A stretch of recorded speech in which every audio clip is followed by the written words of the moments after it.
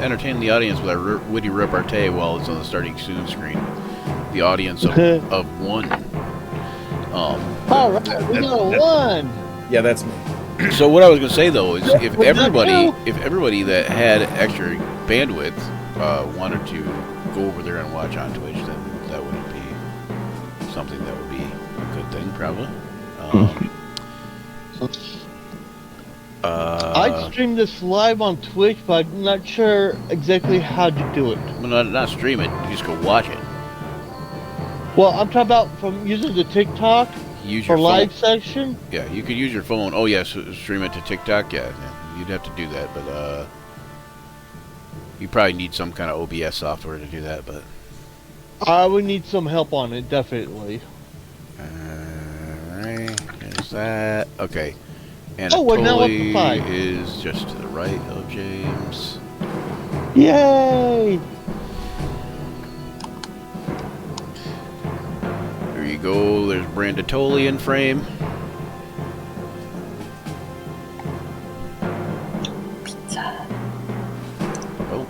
Yay, more people!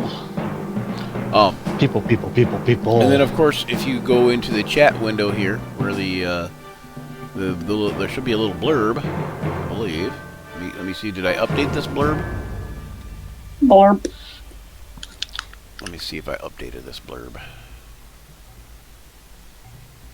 Oh no, hang on, I gotta do something different here real quick. Oh no!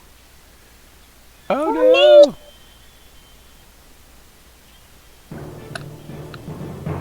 Oh my gosh, what the heck? Yeah, my Twitch is a little weird at the moment. I think I should refresh my Twitch. It's Because it's stuck at an ad, in a freeze frame of an ad. Yeah, you talking about that facial tick of yours where your eye twitches? No, this is what it's looking like right now.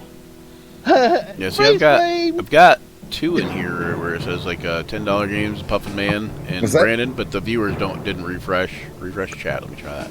Oh, Here we go.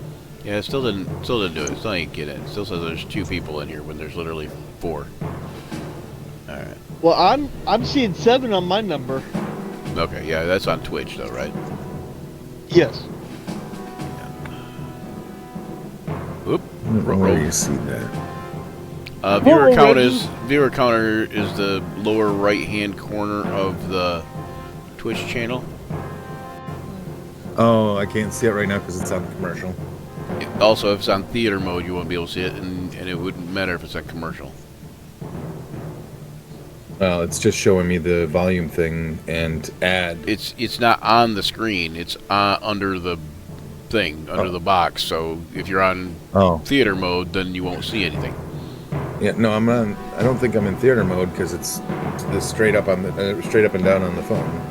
Oh, yeah. Oh, you're on the phone. That's why. Okay, that might be different. I don't know. That is a good It's question. You would have follow. to come to phone orientation, maybe?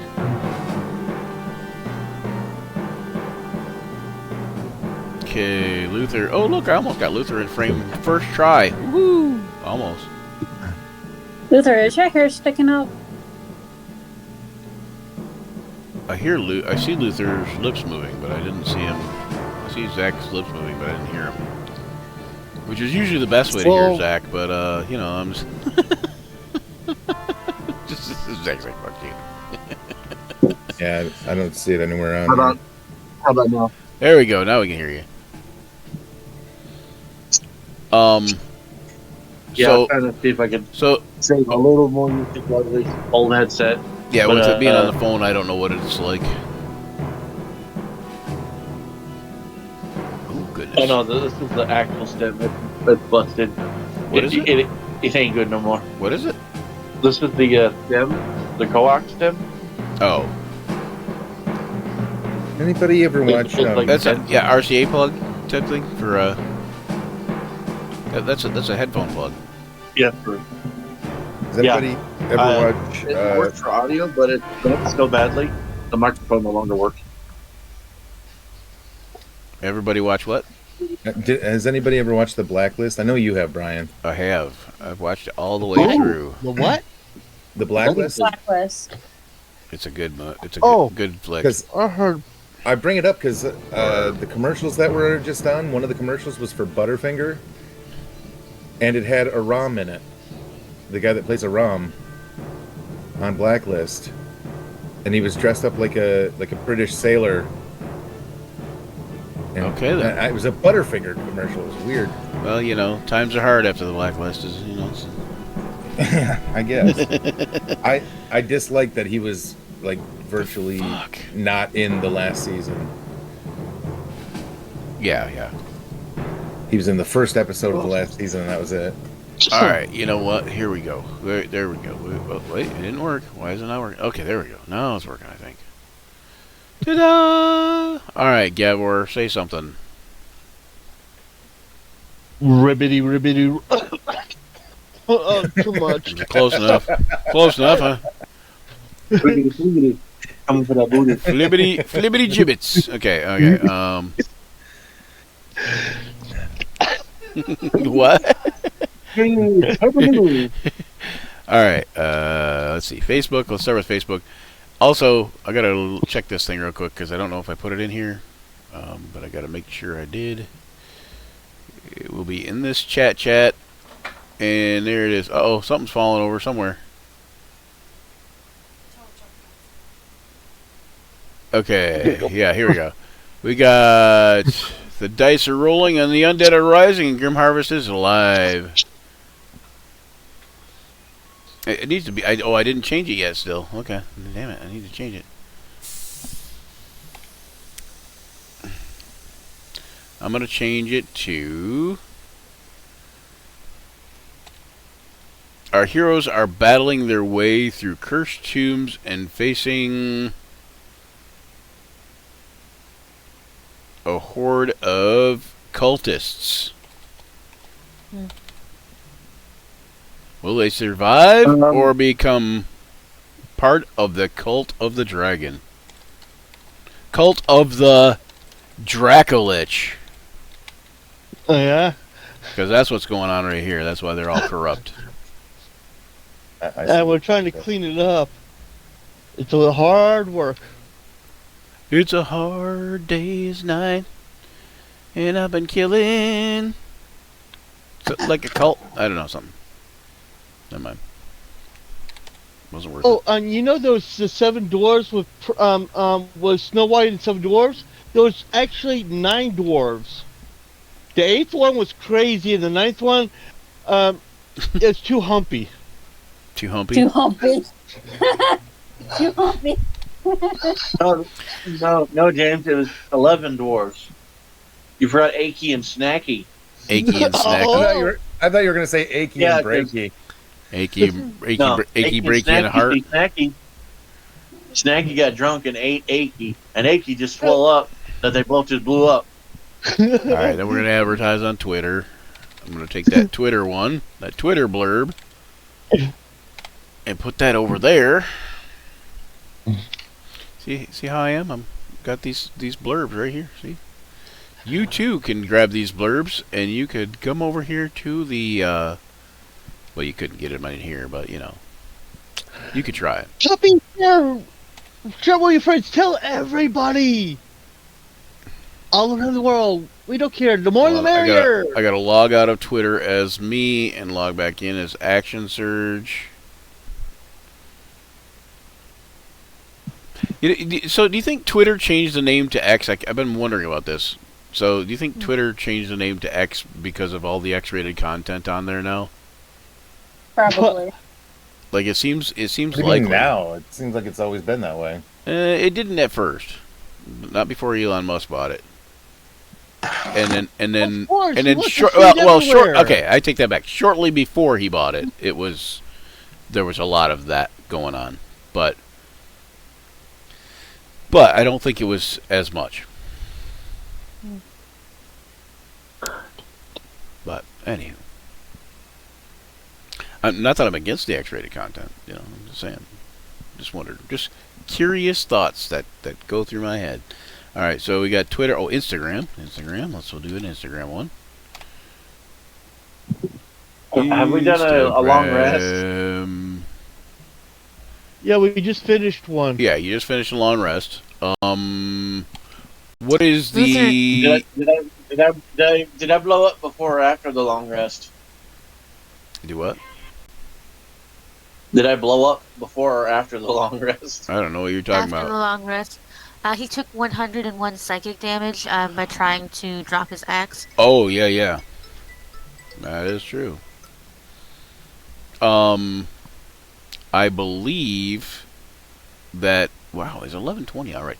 Okay, I believe that was after the long rest. Like, I believe Lark is I didn't correct in know that. Holy shit. Hold on one second here. I wanted to post something here. Oh wait, nope. I gotta. Okay, I can do it from there, but I wanna log out. Oh, okay. Well, I want to switch accounts, but that'll work too.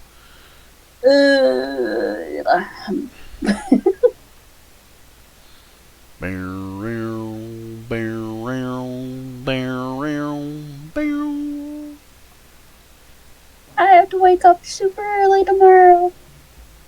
How early is super early? Well, my niece's hockey game starts at 8 in the morning. And Tell we her have- to knock some teeth in for me. What? Tell her to knock some teeth in for me. Oh, she probably does. She's a tough little cookie. Tough little cookie. She's only 9. Muffin the cookie, better than the muffin. Okay. Could you be bluffing? All right. Heroes Rise, Dice Fall, Legends Are Born. All right, we're gonna do that. All right, so that's 3. I got one for anything else? Nope, that's it. That's good. All right, we're gonna close that now. All right. So now that we've got our viewers in here, when last we left them, what do we do? When last we left them, we don't know. Oh, it was a shit show. It was a shit show. It was Yeah. a shit show. So you guys got a new member to your group named Kenny Sarsk. Luther tried to disembark from his axe, and it He exploded. cleaved unto his breast. It gave some tons of psychic damage to him. So Luther, you are well aware that your axe is possessed, so to speak. But first we're gonna say that thing where we go, hail and well met adventurers, welcome to Action Surge. Oh wait, you know what? I was gonna create a D100 list. Oh, I was gonna do a D100 list, and I haven't created it yet. But there's definitely like some specific voices I can speak in, and it lets you guys or the audience roll a D100, and then I would do the intro monologue or the outro monologue in whatever voice that they rolled. So let's see. Who wants to roll? James, how about you? You like rolling? okay. All right. Of course. After all, we're friends with Fate of the Dice. Oh, And after all, it is rolling dice. All right, we're gonna do this. We're gonna open that. We'll try this here. You said 100? Yeah, roll a D100 for this list. Yeah. Tell me the results. rolling. So I'm using a site called Optional Rule, and it's a character voice reference thing. D100 list. Okay, what did you roll, James? I'm trying to see it in. 65 is what it looks like. Yep, 65. Okay. Oh wait, you rolled a 7 first, but no wait, what is that 7? I don't know. It's a 7. A 7 or a 65. So we got 2 there. So let's pick from 2. So 7 is brittle. You sound as if you're about to cry. Gosh, that's me all the time. I don't want to do that one.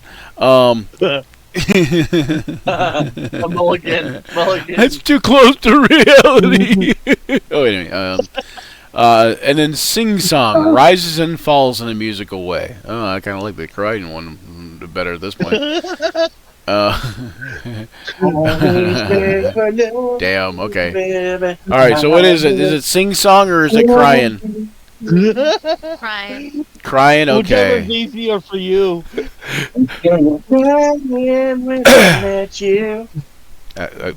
Apparently, Zach is going to sing the intro.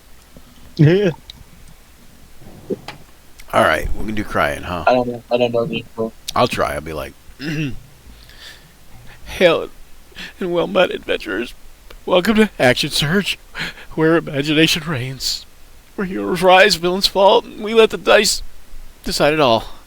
Here in our world of the Forgotten Realms, dragons scorch the skies, villains plot the shadows, and heroes face the forces of darkness. Here we don't just play Dungeons and Dragons, we live it. Every session is a clash of steel and sorcery, a tale of triumph and disaster, and a chance for the dice to turn fools into legends, or legends into fools. So grab your dice, sharpen your wits, and prepare to immerse yourself in a story where anything is possible. We'll tell tales of valor, we'll be stories that echo through the ages, and talk a lot of shit. Because the action starts now.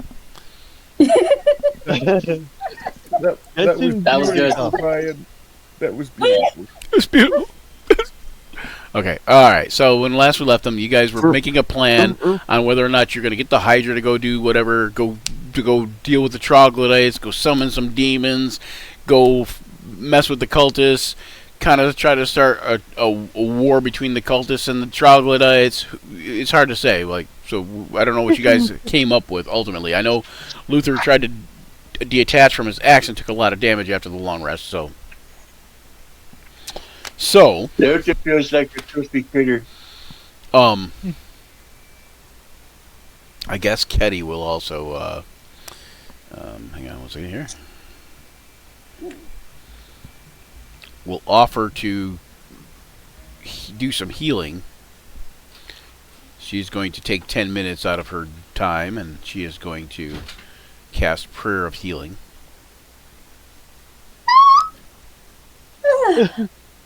What's that? Does a squeak.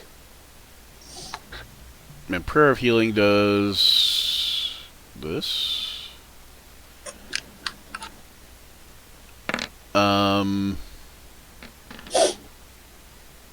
Yeah. It is cast and is anybody else missing hit points? I don't think so because y'all took a long rest. All right, so hold on. It's 2d8 plus your spellcasting ability modifier. I think it has the ritual tag. Hold on one second. I thought it did. Oh, it's not. It doesn't have the ritual tag. But it still takes 10 minutes. Wow. Crazy. Well, I guess if I had the ritual tag, it would take 20 minutes at that point then, right? Right. As a ritual. At any rate, so Luther, you gain back 14 hit points.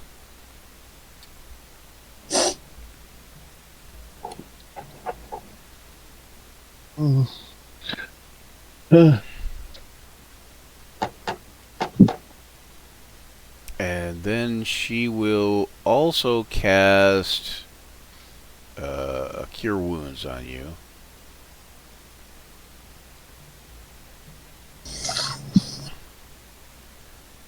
Noting that you are visibly hurt, like extremely hurt. And the Cure Wounds will heal... Wow, another 17 hit points. So she's, man, talk about rolling low. I guess that's not. I guess that's not super low, but the 1 didn't help. Oh, it is 1 times 2d8, so it's 5 and a 6, I guess. Okay, yeah, so it wasn't too bad. So 17 and 14, 31 hit points, right? Is that right, math-wise? So you get 31 back, Luther, and then, you know. I'm helping out too. I was to say, then Gabor, you might want to. We There do we have go. health potions if anyone wants to share any of them. I just need a short rest. I recover my slots. Maudlin says Okay. says he has health potions. Was that correct? Yeah. Everyone got health potions last time. If anyone Okay. wants to. Yep. So yeah. So Luther, you also have a health potion. Was it just regular healing potions? I believe so. Let me check my. Wow. Yeah, we have common healing potions, and Madeline has 2. Yep. So Luther, if you want to use one of those, that's 10 heals for. Remember when you take a full action to use them, you get 10 hit points back. Woof. And then Gabor just cast Cure Wounds on you for 24. Boy, that took a suck out of you there. I don't think I I got to forgot finish. what the topaz potion does again. Do what now? I forgot what the topaz potion does again. Oh, the Topaz Potion. Ah, that's a good question. Let me see if that's in here. I've been holding on to it for so long. Potion? Is that in here? Yeah, it is. Here we are. From the Dubious's Tower, the Topaz Potion, a rich aromatic liquid, tastes of slightly of peaches when drunk. The imbiber gains a slight static charge. Oh, I remember now. I think Luther would take one just to think it was a potion of healing, but maybe not. But for the next hour, once per turn, the user can deal an extra 1d4 lightning damage. Every time they elect to deal this extra damage, roll a d20 at the end of their turn. If they roll a 1, the charge dissipates. You know what? Why not? Wait, yeah. I've been holding on to this thing for too long as it is. Do you guys have any of the rainbow potions? Not to my knowledge, but that's Madeline hasn't been here as long as everyone else. Yeah, so. it would only be Luther, Gabor, or maybe Tharja. Um, Hold on, wait. that's a good question. All right, so how much damage did you heal me, James? 30, 40 is. I think That's 4 has it. a bunch. 24. Let's see, 15. That makes 39. 17. 48. 58. 55. It's a good chunk. I know, I'm just laughing at the exact... Because it's the number 55. That's... Section number 55 heals 55.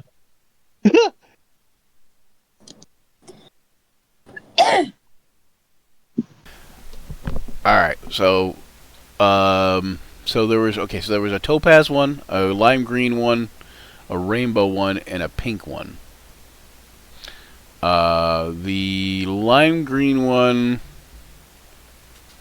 Nope. Okay, so there was another one too. I guess it's not in here. I don't know why, but there was a gray one or something like that. Oh, dark blue. That's what it is. Dark blue. If you have a dark blue potion, it functions as a normal healing potion. I drank that one a few sessions, a long time ago. Yeah, I thought so, but either way. I know Joe still has... I'm pretty sure Joe still has a couple. I think he probably has them. Joe has a lot of stuff, because, you know. He collects. Yeah. Alright, so I guess Ketty will ask. She will be the first one to say... So what's the plan? Well, my suggestion is we go to, since you said the Dragon's Hoard is separate from everything, so we could use that to loot for any more healing and stuff that we could use against the Dracolich. Since John's not here, I'm gonna be like, I'm gonna throw John under the bus. I'm gonna be like, Ketty's gonna look over at him and say, "Notice how quiet he is when we're in the planning stages. Not much of a thinker, is he?" He's more of an action. He's more of a doer. He doesn't think. He doesn't have this. He doesn't plan enough steps ahead. You could be really passive aggressive and be like, "What? You don't have anything to say to that?" Well, he may be playing checkers. I kind of play chess.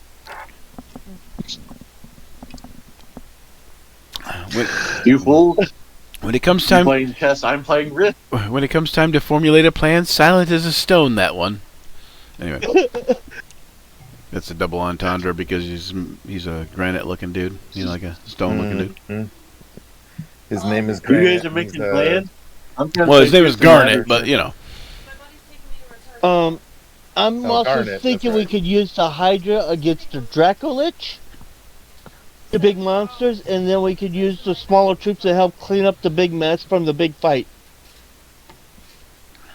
At least that's my idea. where is Anatoly in the Um, kitchen? No, I'm in the Oh, in the room. sacrificial room. Okay.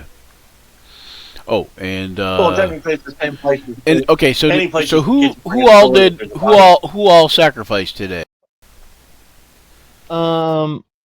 I didn't. Keddy, Televangelist comes on screen. Did it- Have you made your sacrifice today? who Well, put I a body know on the behind- altar. You want to This get into time- heaven, don't you? You sacrificed your Bahamut today. Luther, did you no, it'd be Tiamat in this case, but Luther, did you put a body on the altar? No. Now we're saving the bodies for when we still the extra bodies for when needed. And at the moment, Okay, I don't. so Luther didn't put one. So but what I need to know is because the bodies are destroyed as they're sacrificed, and I know at least 3 of them got sacrificed. Marlon did not. 1, 2, 3. Did you? 4. And I Gavor. shall put Bati on the altar. Okay, and then 5. Okay, so 1, 2, 3, 4, and then 5. All right. Maudlin did not, and Luther did not, and not this time. Correct. Correct? Okay. All right. Ow. So Regarding our plan. Oh, sorry. Go I ahead. thought we were No, go going ahead. back to the planning stage. yeah, go ahead. Regarding our plans, I believe it would be advisable to clear out of the Dragolich's possible allies, and by that I mean the Cult of the Dragon, using the Troglodytes. I like her thinking.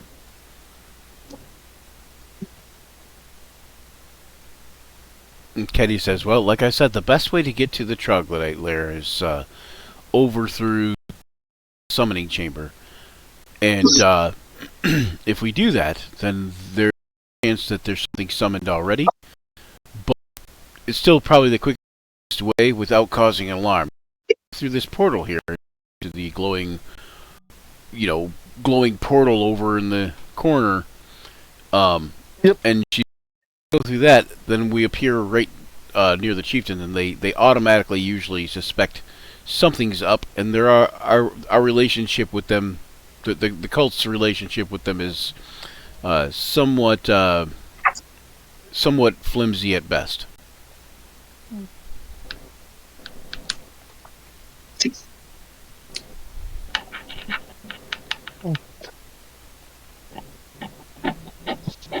Tenuous connection. Tenuous, yes. Tenuous is a good description of it. Also a better word than I found.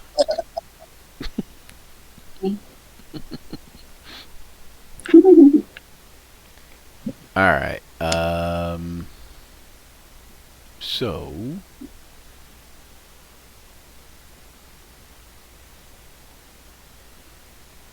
Don't mind me just having mini potions class over here. Yes. Is it mana? No, this is Powerade with Red Bull. Oh, Mana. I wonder what Red Bull brewed into coffee would be like. Oh, it's How about an horrible. energy boost? That'd probably go. Yeah, I don't Huh? like that. Someone's done that actually. Yeah. Remind me after the session. I'll send you the video. My sister's done it. I knew a guy who took 3 Red Bulls in the span of like 2 hours. That sounds He like took a. 3. That sounds like a some kind He of took good time. 3. I feel like that's one of those high school rumor type things. Like, like I know someone that drank. no. If it was only A 3. heart attack. No, I saw him do it. Settle your fuzzy ass down, Yumi. Yumi! We don't have anybody taking our jobs in Flint. There are no jobs in Flint. Did you see that somebody did the Flint Rock thing? Yeah. The thing with the ice? Yeah. There's no water in Flint. There's no water in Flint? No, there's water. There's water for sure. It's just got lead in it. Yeah, bad water. For sure. What Oh, I didn't consider it water. How do you like your drinking water? Regular or unleaded? That's good.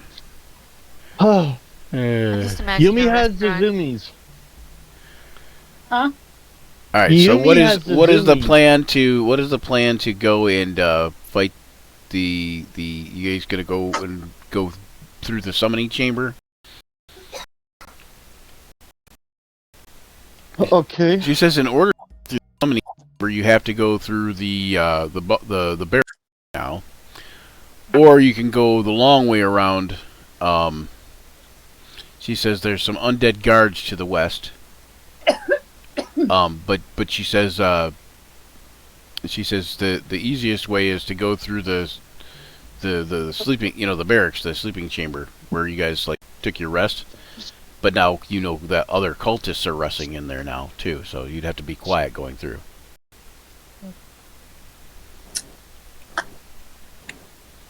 Luther rips a really loud fart in the middle of the that's Luther for you. At which point, Ketty says, "I don't like our chances."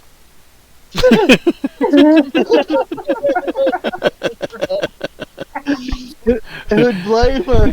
She says, "We have to be really quiet." Luther goes, then she says, "I don't like our chances." Hang on one That's second. one way to fail the self-check. That's one way to kill Yeah. everybody. Come in here. Come in here. Over here. There we go. Oh, there you go. She's saying hi. Hi. Hey. That's cool. Yeah. Yeah, I like seeing high people. Wait. You know, Everybody, start doing weird shit. Dude, okay, weird. I like how Zach says that like we weren't doing weird shit already. Okay. All right. It's good. You said weird. Okay, let my head go. Hold on, I'm trying to smell the person. Quick, show her your nuts. Hey Mo. Whoop, whoop. All right. So, do you guys want to go through the long way and go through and go?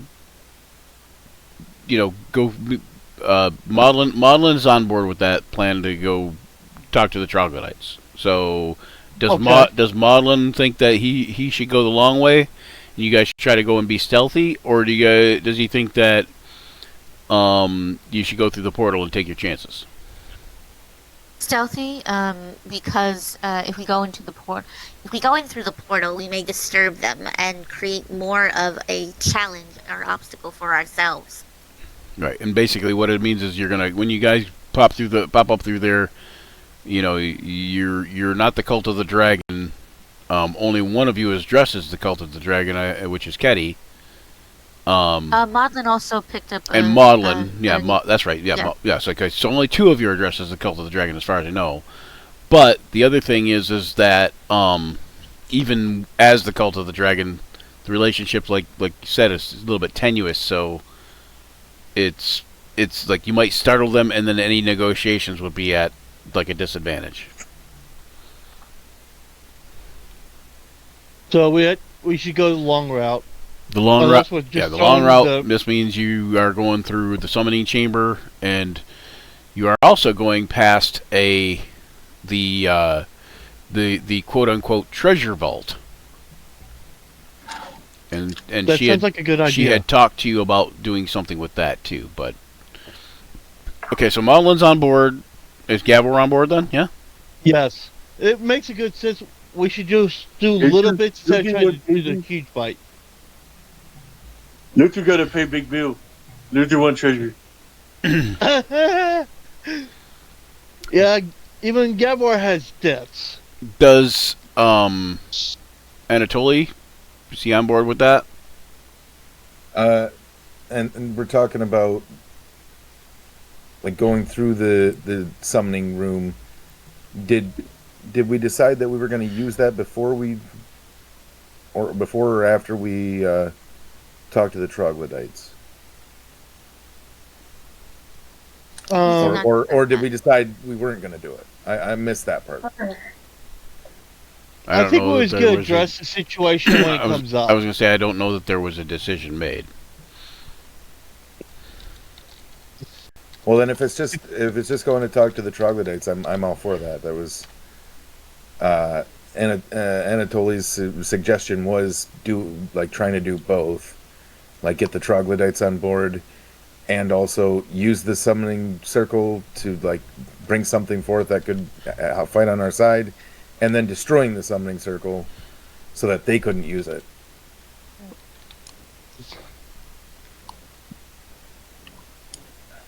Well, I know Gabor could talk to the Hydra because it's a beast. And if he talks to the beast just right, the Hydra will probably be happy to start gobbling and chomping its way through stuff, so. I don't care how you talk to it. It's not going to be a goblin. Yeah, it won't be a goblin. It won't be a goblin, it'll be a swallowing. Oh, what? Swallowing.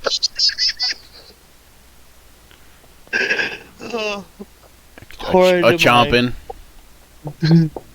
All right. All right. So, all right, we got get you guys to go through the thing. You guys are gonna all make stealth checks.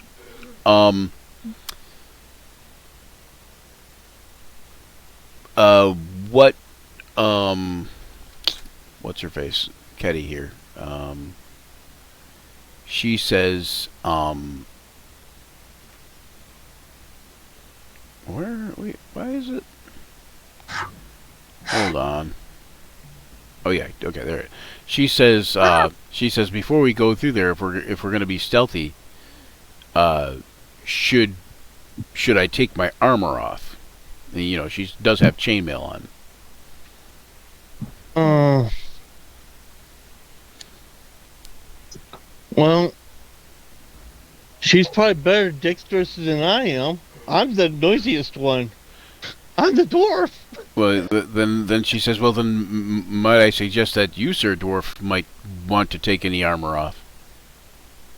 Well, mine doesn't make any noise. I just suck at balance. She's I'm like, not good known for my graces. okay, so Maudlin, you could use the help action to give one person advantage, which would cancel out a disadvantage on somebody, because you could help them be stealthy, essentially. Yeah.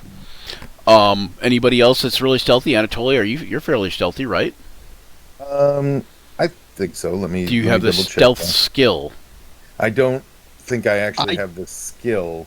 Do you, I Luther, have have the that stealth skill. skill? You do have the stealth skill, then? Yeah, no, I'm not trained in it. Okay. All right. I know You have the stealth I skill. You have the don't stealth know. skill, James. I do believe so because it's part of my background. But right now, my computer's Okay, Not so you telling me could shit. you could be terrible at it, but you could also help somebody else. yes. You could help somebody else because so basically what this is like. Okay, so let's say you have terrible stealth skill and your roll is going to be at disadvantage because you're big and clunky, right, or whatever, and or maybe it's not at disadvantage, but basically because you're a bit clunky, and you have like low dexterity, right? So what this looks like is this person knows the theories and the concepts behind being stealthy, and they tell somebody else how to do it, and somebody else actually gets it better than they do. That's really Yes. what that looks like, I think, you know? It's like, And no, the I person can tell that's you how to helping play them is like- baseball. Whoa, you're a natural, you know, like. Yeah. Anyway, all right, The so person that's helping him is just like, that's just not fair. yeah. All right, so let's see Garnet.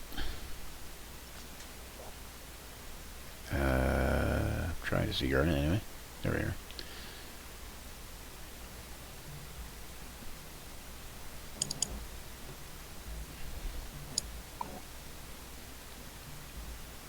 Boo, boo, boo.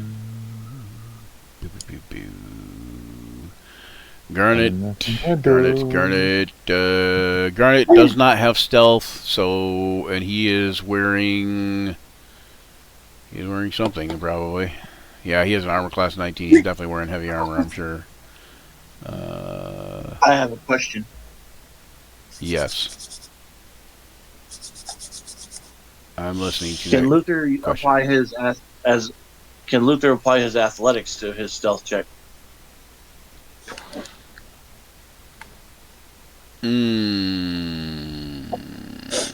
No. Unfortunately not. Come on, you damn computer. But I will tell you that Luther could pick someone up and carry them, which would give that person advantage on their stealth check, because they wouldn't actually have to move. They just have to rely on Luther's movement. But which if Luther picks up somebody in heavy armor, then essentially that person is straight rolling. So Garnet is wearing heavy armor. Ketty is wearing heavy armor. Gavor, are you wearing heavy armor? Any armor? No. No. I have that serpent scale armor. Oh yeah. That's not a yeah. And then Luther isn't wearing any armor. Tharja isn't wearing really any armor either. So, and then Anatoly, what are you wearing? I'm not wearing armor anymore, I think, because I have, All right. let's see, it's my dexterity, it's based off my dexterity, plus, I use mage armor, and I have light on your feet, Okay, so I which is guess from my, secondary probably what we want to do then is we want to make Maudlin, did you want to help somebody, and Gavor, did you want to help somebody? Yeah, I think I'll help Luther out. If that works I for you. could swear I had. Luther might be somewhat stealthy already, but Not if he farts. yeah. I meant as far as Luther isn't wearing any heavy armor, so Okay. he Then I'll won't be help out Ketty he won't then. be at disadvantage. But if you do help out Luther, he'll be at advantage. Or okay, and then you want to help out Ketty, Yes, I'll help out Ketty. and then Gavor, who do you want to help? I'm trying to. Okay, maybe I don't have it because I have a stealth of 1, so maybe I don't have it. I thought I would have because I've lived under the Underdark. No, yeah, that don't necessarily make you just steady or stealthy. I mean, how is your stealth 1? Oh, it's because your dex is +1, right? Yeah. Yeah, no. If you had proficiencies, then you'd be at +3 to that, whatever that is. So 4 altogether in this case. Yep, you don't have the stealth skill. Okay, does anybody have a stealth skill on their sheet that they know of? Maudlin definitely does. Tharja, No. you don't have a stealth skill? Okay. All right, so Yeah. everybody what give about me Garnet?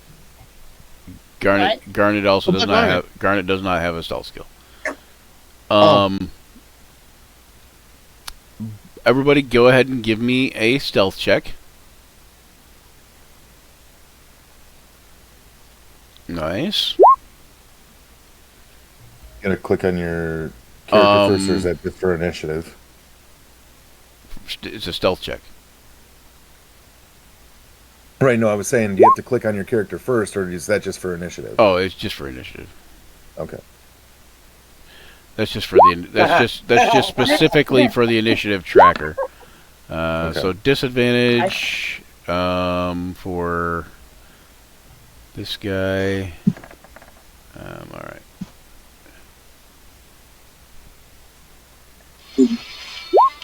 Yeah, 11 isn't too bad. Brian, can I tell you what Luther did? Yeah. What did What did Luther did? He grabs his armor, bunches it all, and holds it tight together, and tiptoes. Hikes hikes up his armor legs. Yeah, kind of like tiptoes, like very slowly. Wait, oh, hold on, wait. That was not what that was supposed to be. Hold on, 1 second. Well, Well, I guess it doesn't get much worse than oh yeah, it doesn't get much worse than that. So 7, even without the disadvantage. I forgot to do disadvantage for it. But...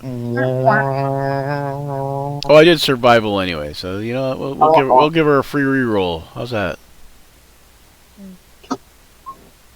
It's not with disadvantage though, so it'd be 14. No, it'd still be a 7. Okay, never mind. Okay, so 7. So Ketty is clopping through there like a bull in a china shop, basically. And let's see. I don't know why he does that. And Sebastian is not wearing heavy armor, so Sebastian is fine. Even though he's like literally made of wood and metal, you know. Okay, so we're gonna put everybody up here. Tharja, you did good, right? Yes. Yeah. Okay, 19. All right, so here, let me get everybody together here. Put everybody over here. The hell is going on out there?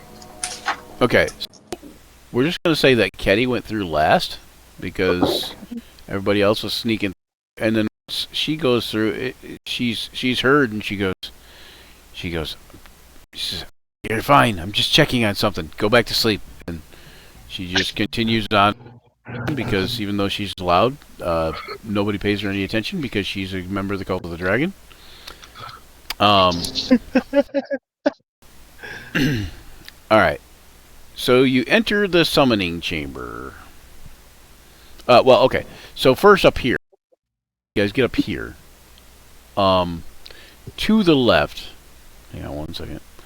To the left is a separate area. It looks like some kind of lab, some sort of alchemical laboratory is set up in that room.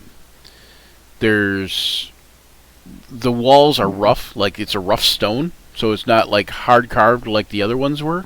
Like, it's not, finely hewn. There's strange liquids bubbling in large vats, swirling through glass tubes and sending clouds of black smoke upward through the vent cracks in the ceiling. So yeah, there's that. And that's when you guys are basically when you guys are like right in this area. You can see that. Does anybody want to do anything with that area or in that area before moving on stealthily to the summoning chamber, which is right in here?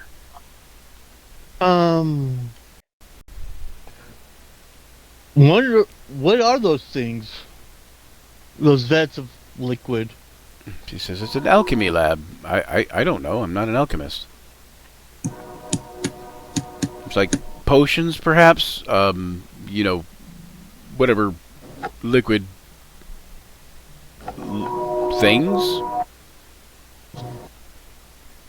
chemicals, maybe. Evidently, he's not drinking that either, so he wouldn't know what he's looking at. I mean, you do see several vials and jars.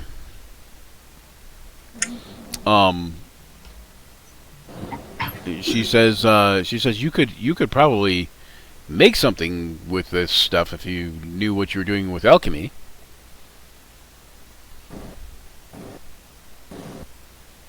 I got everybody. No, I'm missing Anatoly, aren't I? Yeah, I am. Is this zombie with you too? He is, isn't he? Yep. Putting you up here with the Can rest of Luther the use group. his mixology knowledge from the ship? His mixology knowledge. Yeah, it's not really alchemy. It's just it makes the one thing taste better by adding the other thing. It's more like Yeah. it's more like alcoholology. Alcohology? Yeah. Alcoholomy. I don't know. All right. You could try something, Luther, if you want to go over there and try something. What? How many hit points are you at now, too, Luther? Alchemaholomy. Yeah, alcohol. I'm trying to scroll up to see. I know I'm over 100. Bugs, Okay. man. 104. But if you want to go mess with something, that's up to you. Does everybody else want to look in here, or do they want to just go into the summoning room, which is next door, to the east? I'm fine. I'm fine. Martha's ready to move on. Are we not worried about those people to the north? Or to the you of currently us? you currently are probably not too worried about them. They seem to be kind of minding their business. They seem to be focused on something in the room. And you notice that to the north, like even further on, you can see a light. You can see another one of those portals. You don't know what the portal goes to, but you can see one. To the east, you can see torchlight. And in the east room there, you can see in the center of the room a large runic circle sitting on the center of the rough-walled cavern. There's a deep hum coming from that room too. It's like you can hear like.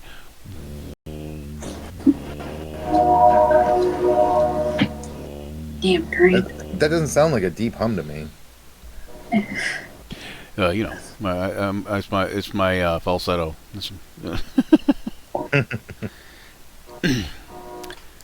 Sorry about the train. She dies. Yep. The deep hum kind of like reverberates through the rock around you, and it kind of feels almost like this great unseen force. We're just kind of pulling on the area, almost as if it were the reverse of a summoning chamber, but it wants to like pull you in almost. Oh, a sucking chamber. What chamber? James, Excuse me? Come on. James, you said you want my secret. Anyway, What's your tell? Do tell. she's like, do tell. Actually, you're a sick puppy. Anyway, all right, so Luther, since you said you were gonna go check, go give me a check. Do you want to go mess with the liquids, or do you want to? What do you want to do here? What do you want to go use your mixology? Is I that want to use the survival and I try wanna- to use. Well, I don't know if that's how that make works. make- Wait. Do you have the chef skill? Hold on one second. All right. So what we're gonna do is you're going to go ahead and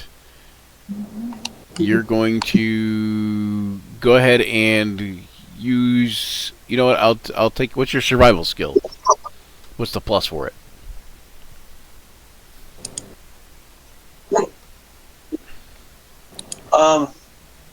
Give me just a second. Sorry. Before you go to do this, whatever it is you're about to do, Kenny goes, oh dear, and taps you on the shoulder, and you feel like a sort of a blessing. Or a curse. She gave you guidance, so you get No, it's 1d4. She gives you guidance, so you get 1d4 to whatever you're about to do. Okay. Yeah, the site's been crashing on me multiple times, so I'm having to, for the third time, reopen my character sheet. Yeah, but why don't you just tell me what you're gonna do, or planning on doing? Well, what he's gonna plan on doing is basically kind of like pour out a little bit of certain things. Kind of, he's gonna smell and figure out which one's like food stuff, Okay. and then, like basically he wants to try and make some quick moonshine. Oh. Okay. Oh no! I don't think it's time for the moonshine. Okay then. All right. So, you Lord. All right. So, what I would say is you are going to go ahead and give me that survival rule. Wait. What's your you? Oh, you haven't found your survival skill yet, right? You're not back in yet. I found it. Okay. What's your survival skill? The bonus to it? I know it's a 5, so give me. And then what's your Arcana bonus? Oh, Probably 0. I right? don't know. Luther don't do magic. Probably 0, right? You still have one. Everybody has the skills on their sheet, regardless of whether they actually have that skill or not. I know. But what I can do is use my nature to help out Luther, to make sure he doesn't put anything wrong in. You're gonna go over there with him? Yeah, I'm over there to assist him, but I'm going to be using my nature skill to help him. Make sure he doesn't put in the wrong stuff. Okay, you're gonna try your nature skill to use it. Okay, so then in that case, what's your nature skill bonus? +6, total +6. All right, so 6 and what no was question. what was How yours? about What was time yours? now? Hold on, wait. What was yours? No, disregard the Arcana. What was your survival skill again? 4, 5. 5. Yeah. So 5 and a 6 is 11. Half of that is 5.5. We're gonna round down to 5.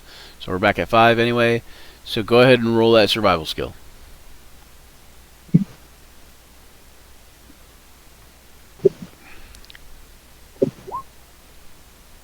I got 19.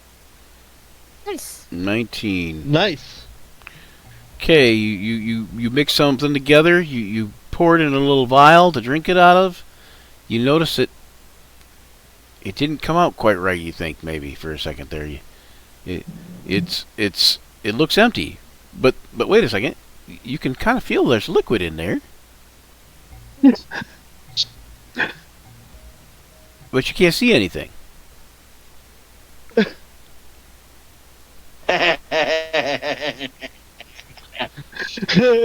I'm at white lightning. Are you gonna drink it? Oh, you want some? Okay. He's gonna stick his pinky in there and go. Okay, so you can taste a drop of potion in 5e. You can taste a drop of a potion, and can help you identify it. So, you are in the possession of a potion of invisibility. I take it. You're gonna drink Luther it? looks at his pinky. Goes, "Where'd my pinky go?" You're gonna drink it? No, Okay. he's gonna put it away. As he's looking wait at till his it's pinky, needed. it's like this up there down to the knuckle. And he's like, "Where'd my Okay. pinky go?" All right. So you guys gonna go back over into the next chamber there? And that would have been a Yes. 1d4 Yeah. onto that 19. You would have rolled a 1d4 onto that 19, by the way. All right. So you guys are in the summoning chamber, and as I said, that chamber has a low, deep hum to it. Just kind of like.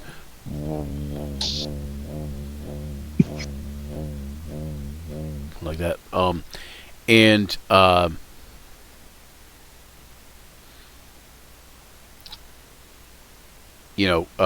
basically the Ketty says, when it's done correctly, you can summon some Vrox into this area.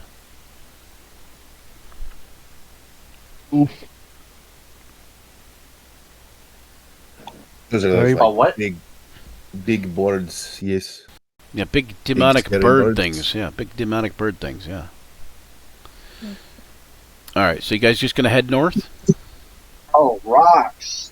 I'm sorry, I misunderstood. No, I thought you said not rocks, not rocks. Vrox. Vrox With a V. With a V. It's like rocks, but with a V.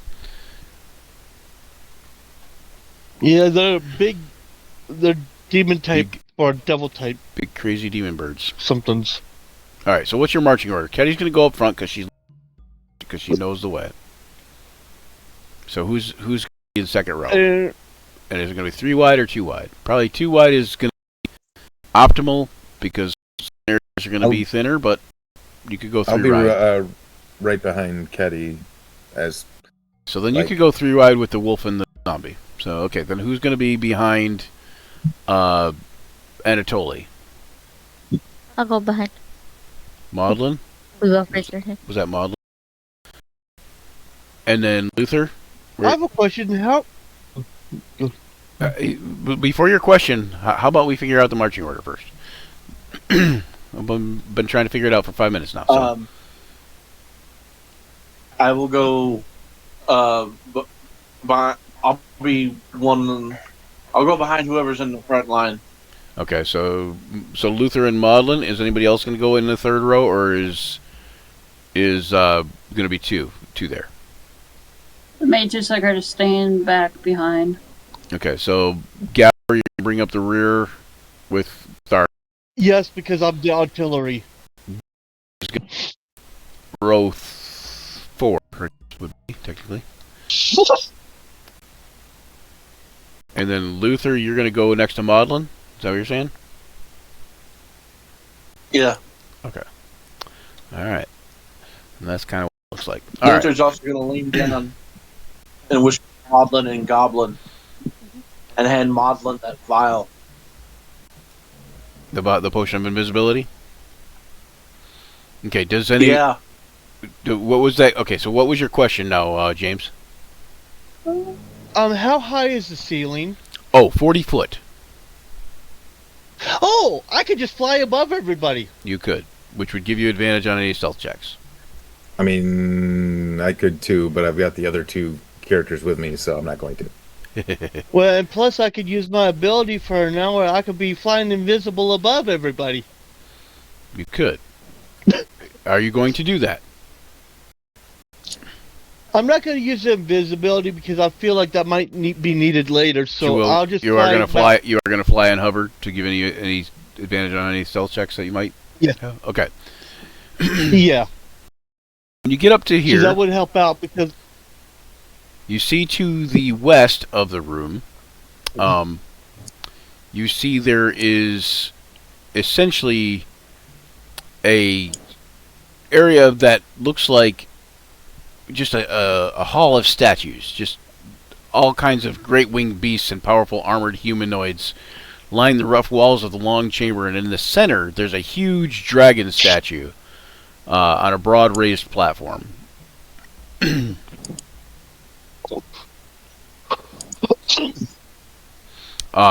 the east, she kind of points out that's the way to the treasure vault. She says that's the Hall of Artifacts. And you can kind of see some from within. You can kind of see like shelves and stuff with different items on them. And she says, she like as someone tries to like step toward it though, she like kind of puts her hand in front of it. She says it's trapped right here somewhere. You know, talk about by the entrance. You guys continue on, or are you guys gonna check out anything here? Luther looks at Maudlin, just kind of like, come on. I know you want it. Come on. To disarm the traps, or Both. Both get the treasure and disarm it. I'm gonna disarm the trap, just so that we have it ready for whenever we're ready to go in there after we talk to the troglodytes. Okay. You look around. You see that there's several holes in the walls.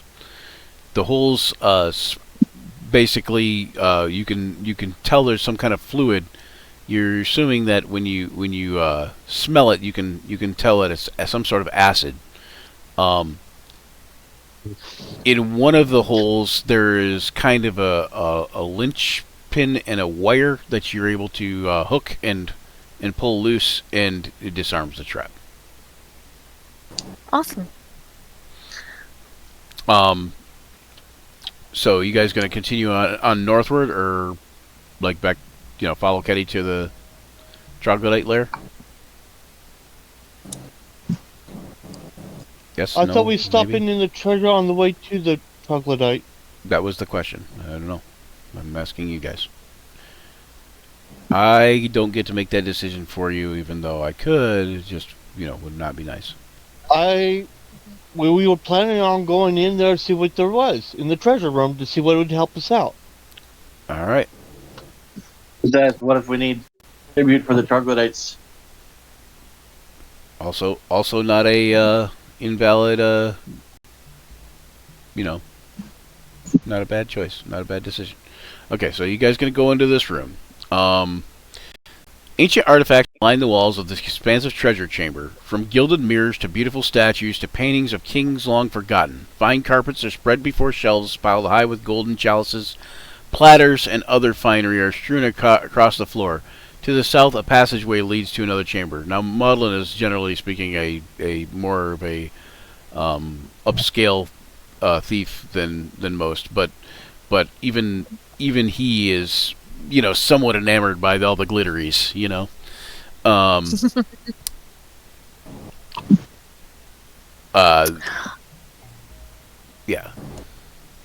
Okay.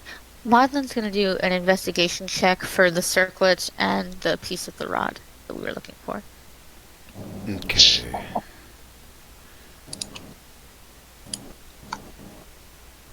Investigation. I think that's one spell I don't know, but it probably just blind me if I did it. Okay, you don't notice a circlet. You do notice that all this stuff in here is just wow level, good stuff. The treasure is mostly, it's fairly bulky, but you could take whatever you can carry, like if you guys got a portable hole or a bag of holding or something like that. You could have whatever you carry, but I would kind of need to know what's in that bag of holding too, to some degree. But essentially the value is going to be basically by the pound of what you can carry. Oof. Oof.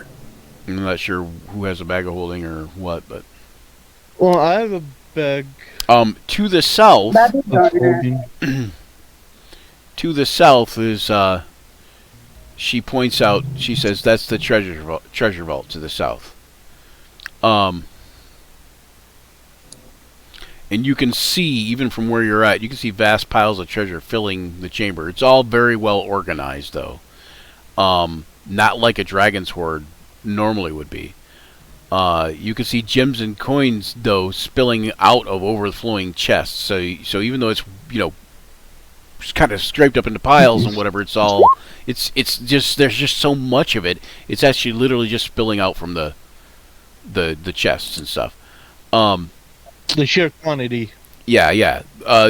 Gems and coins are spilling out from them. Racks of armor inlaid with precious metals in the walls. In the center, you can see in the center of the room, kind of on the western wall here, like over here. I don't know if you guys can see where I'm pinging. You can see a glowing scimitar resting on a stone shelf.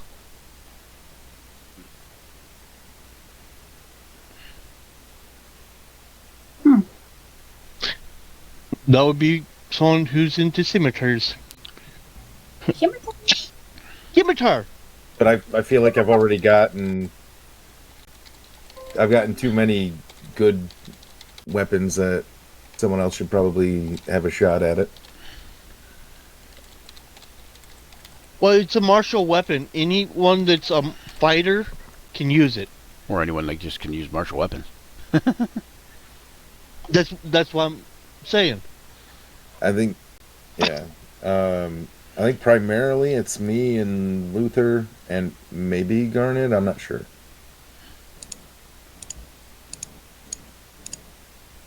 Does Maudlin? I mean, it's a finesse weapon. It's a scimitar, so Maudlin could possibly use it. Yeah. Maudlin, it's a martial weapon though, right? Maudlin can use simple weapons, not martial, I don't think. I'm not sure. You'd have to look that up.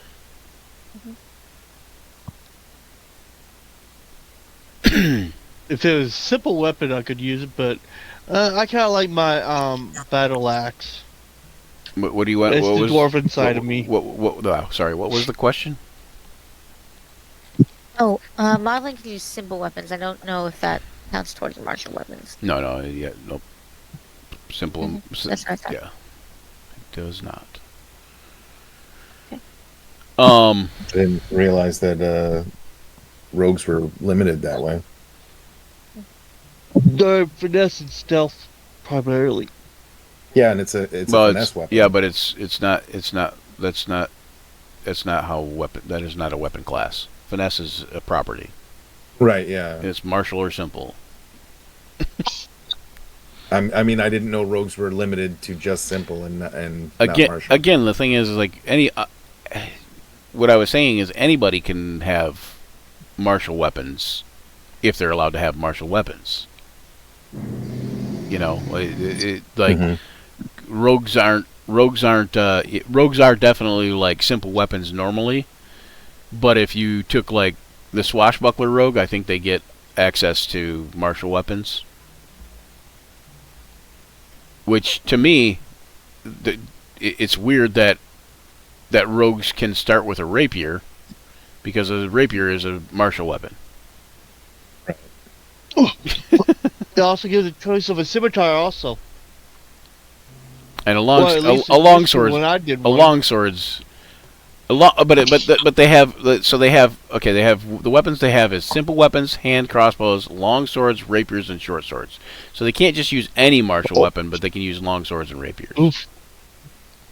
You know what I'm saying? Uh-huh. And short swords. Short swords are also martial weapons. Lucky. Well, Oh, I that bet was it's Einstein. Squishy, squishy, squish. But I think certain roguish my point is I think certain roguish archetypes get martial weapons as a full on thing, you know. What is your Maybe not. subclass, Maudlin? Yeah. Let me pull that up. 1 second. Are you a soul knife? Soul knife. Yeah. Oh, okay. I don't know anything about them. No, they don't get that. I thought there was, maybe it's not swashbuckler either, but I thought there was one that got basically like a, essentially like a fighting style or whatever.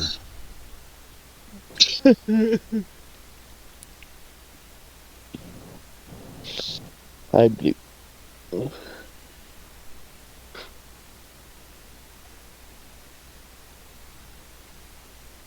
Meryl? Meryl? Okay, Meryl. All right, Guy's blue.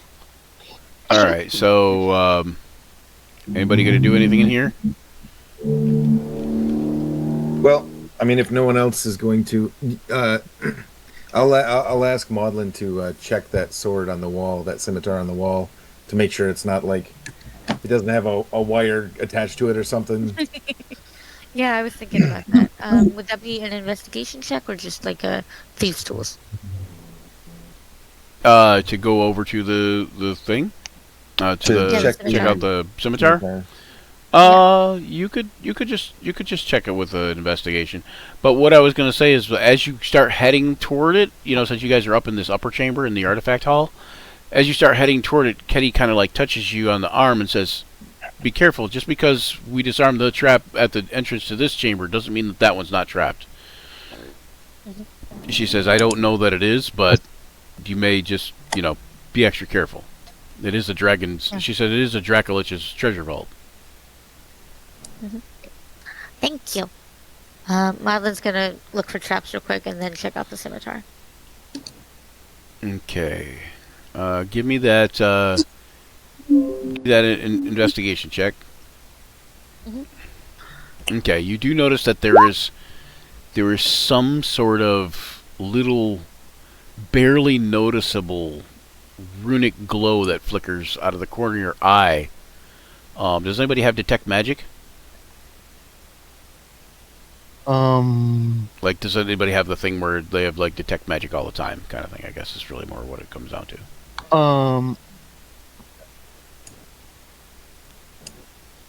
Like the eyes of whatever for the warlock. Oh. Isn't there a warlock eldritch invocation that basically allows you to detect magic kind of whenever you're looking kind of thing or something? Possibly. I don't know. I'm not that type. Wait a second, but I can't speak with inanimate objects, which I'm not sure if that's helpful or not. You can? Yeah, that's vastly helpful, and you should have been doing it a lot more. Just my opinion. Hey! Oh, it does take a spell though? Well, maybe not then. Or is it a freebie? It's a spell. Okay, it's not a freebie spell though. Okay. No. Well, then I understand why you didn't do it more often. Even as a warlock. All right, so you do notice that there's some sort of glowy runic something on the floor there in several spots. Maudlin. I convey that to the rest of the party. You also notice, because you were very familiar with disarming this last one, you also notice there's another one of those acid traps there. I'd like to disarm the acid trap, please. You think that you cannot get to the acid trap without crossing whatever this glyph thing is. Gotcha. Okay, that makes sense. Go ahead. Maybe you're not 100% sure how to get past these glyphs. There's 3 of them, you notice. In addition to the acid traps. Oh, are you using Mage Hand? Let me do this. Well, I know that can be helpful if it's needed and you would have to direct. But I'm just popping up stuff that I know I can do. Tharja, check your character sheet. Don't you have a first level detect magic? No, I don't think so. Wouldn't that be in spells? Yes. Second level is identify. I know you don't have that one because you are more of an offensive. I have dispel magic.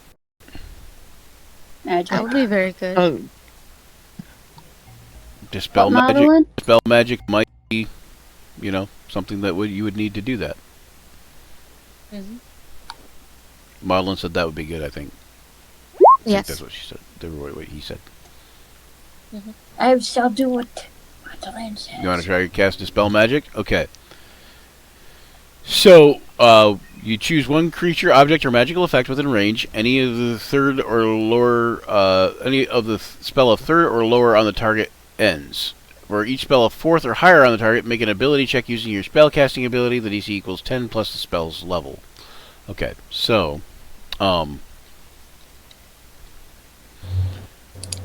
What you're going to do is you are going to cast the spell, and when you do that, you notice that one of the spells, one of the things disappears.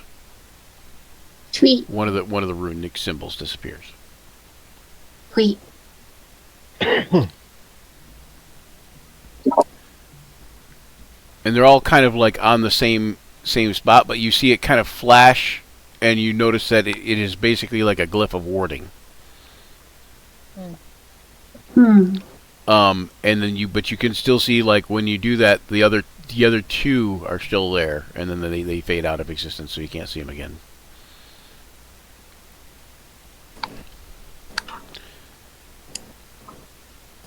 You want to cast it again? Sure. All right. You see the same thing happen, and the second one fades out of existence, like completely. And then the other one flashes momentarily, like, to where you can see it, and then it like goes back to being invisible. All right, Tharja, that's 2 third-level spells. Yep. There is still one glyph on the ground. Does anybody else have Dispel Magic? Does Tharja want to use a third Dispel Magic? I was gonna just use my mage hand on it. You gonna use your Mage Hand on it? So you guys are gonna stand back and use your Mage Hand? You're gonna set it off? You're gonna set it off, basically? Yeah, What's mage hand? Well, but wouldn't that alert Yeah. anyone that was listening? It depends. It depends on what it is. That's true. But it's a gamble, right? Like It was an idea. I say do it anyway.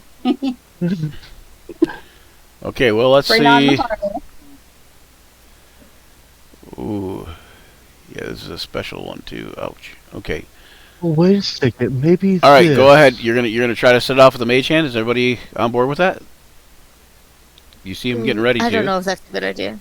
I don't know if that's a good idea. I don't think so either. You see, we're getting ready to set this thing off with the Mage Hand, just like, kind of trip the trap, so it sets it off and doesn't have to worry about like.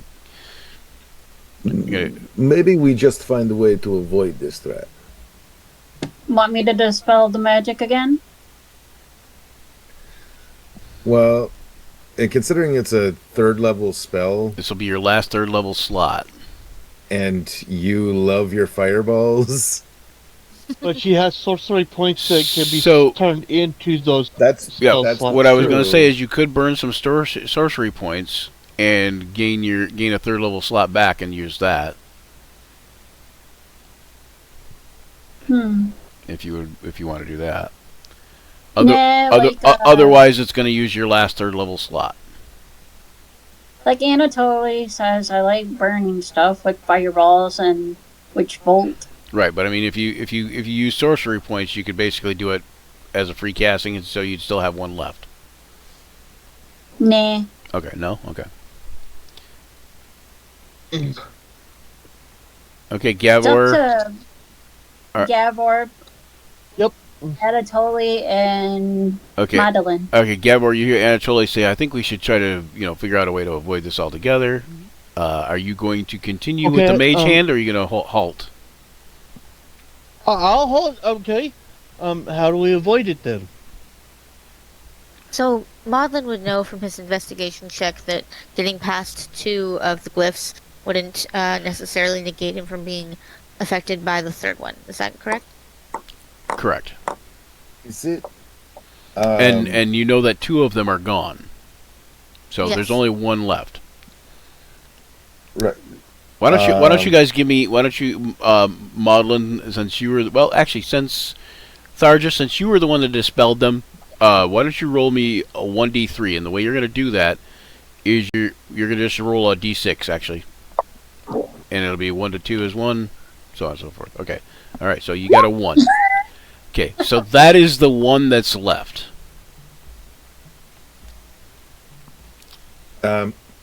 Is it relatively dim in here? It's fairly dim. Yeah, I mean, there's torchlight, but I mean, it's fairly dim. There's shadows, Then if that's what you're asking. I could just because There's no torchlight in the chamber itself, so yeah. I can just grip the edges of my cloak and fly over this area because it's an area of dim light or darkness. I have Cloak of the Bat. You could. Um, And Gabor's and I flying wanna- also, so. I want to I'll tell Maudlin because obviously I want Maudlin to check the actual like weapon on the wall for traps. So I'll tell him to like grip around my waist, and I'll just fly us both over. We would also have to disarm the acid traps before we get to the scimitar as well. The acid traps are by the scimitar. So if you're They're, looking at the map, where you guys are, Yep. this is the room. This thing on the wall here, this little Right. altar. That's where the scimitar's at. Right. And this whole area here is the vault, and this ring on the floor is where the glyphs were and where the acid trap Right. is. Right. So yeah. So we just have to fly over that ring, right? That's the theory, maybe, but also there's acid traps there. Kind of So- acid. So flying over them wouldn't avoid them. You don't know. I'm why I willing was to gonna- try if you are. If That's why I was gonna use the mage hand for to be the test dummy, the test hand, so none of us would get hurt.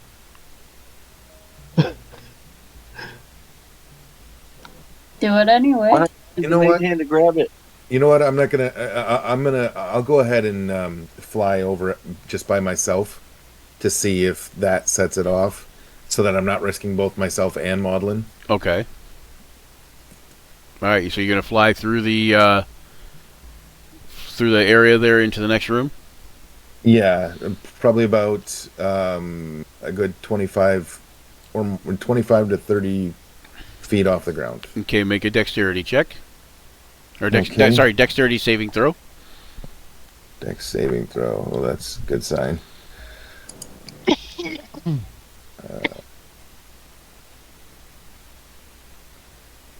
16. Okay. 1 second here. You are sprayed with a shower of acid. Ooh.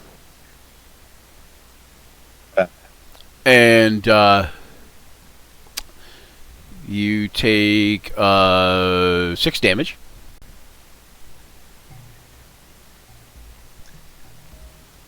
Damn. And then all of a sudden a thick cloud starts to fill the chamber.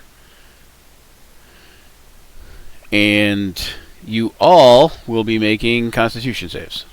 Oh, come on. Gotcha. Yeah, we should have dispelled it or left it alone. But lucky for you, now the third glyph is gone. The glyph only works one time. 11. All right, 17. I'm a dwarf. Urgh. There we are. Burger. Oh, hi, Pat. What's this cloud? It Yeah. is a poison fog. So Gabor, you will have advantage. Oh, you already took it in there. Okay. Gabor, you have advantage on that con save, so that's 17. So you got it. Let's see. Maudlin, 11. That's correct. Okay. Should put myself there because that's about where I would have gotten to when I. Can somebody That's all roll? set. Is No. Zach back yet? Nope. Can somebody roll a three, or can somebody roll a save for Luther, or no? Yeah. Do you know what his? There you go. No, not me, not me. Do it. Okay, Luther just fails to save. All right, so you get 10. Everybody takes 10 points of damage for whoever didn't make the save. What was the DC? Tharja, Maudlin. The DC is 15. So Tharja and Maudlin take 10 points of damage. Oh, and Luther. And you are all poisoned. Yay! Yo, fuck. And if I pass, you take half and if you damage? pass, you take half damage and are not poisoned. So you take 5 damage and are not poisoned. Negative. Damn, I no longer have any more temporary hit points. That sucks. I'm at 57. Well, I guess you're temporarily out of luck. Something like that. Okay, so Luther took 10. And he is poisoned. Where did the smoke go? It only lasts. Right It only there. lasts for like a little bit less than a round. Like Oh, it's like a big is puff, the and big puff, and then makes you ill and whatever, and then yeah.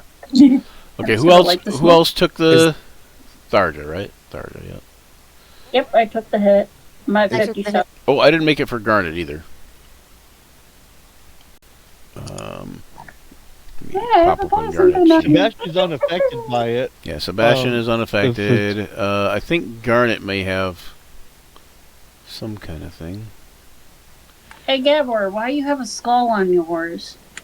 I have no idea. Oh, it's because I'm flying. No, the skull is was a thing you had going on. It was the nightmarish form, not nightmarish form. I don't remember what it was. So your dark heraldry, maybe? No, I don't know. Some kind of Well, oh, the Some beast kind of was something. in at the time. the beast within. I think that's what it was. Yeah, that's my super scary form. Or it was you're cursed because I got you cursed for some reason. That's what it is. But is I think that was temporary. I think that was crap. pre-long rest. All right, who else didn't make the save? I did not make the save. Maudlin, where's Maudlin? There he is. Oh, that's what it was. Then you would have took negative 10. Does the Yes. the offering to Tiamat, does that do just +1 to attack or +1 to attack and damage? Just +1 to attack. Okay. Sorry. Oh, I gotta make a thing for Ketty too, don't I? Oh boy, here we go. Oh, what kind of saving throw do I need to make? You already failed it. It was a con save. It But... looks like he's fine. Oh, actually, it was a trap though. So you. Oh, that's only dex saves though. Never mind. Hold on. Was I able to visually see the trap? Yeah, but it's only dex saves. Oh. So Ketty made it. Okay, so she takes 5. I already took your hit points off, Luther. So you don't have to take any more off. Alright, thank you. You said 10 hit points and I'm now poisoned? 10 hit points. No. 10 hit points, and you are poisoned. That's what I said. 10 points and I'm now poisoned. Oh yes, I thought you said you're not poisoned, but yes. That's what I heard too. No, it's okay. It's okay. I'm having every technical difficulty slam me at once, so. Anatoly, you made it, correct? Yes. Okay, so you took 5, Which, and you're not. which feels and you're a little not unfair. That took the last of my temporary hit points. It feels Wait, what unfair is since it? I'm the one that set it off. poisoned. All right, so you guys, you know what? Let's do a BRB real quick. Does that sound okay, guys? All right. Yeah, I gotta get some coffee. I gotta go bio room break or whatever.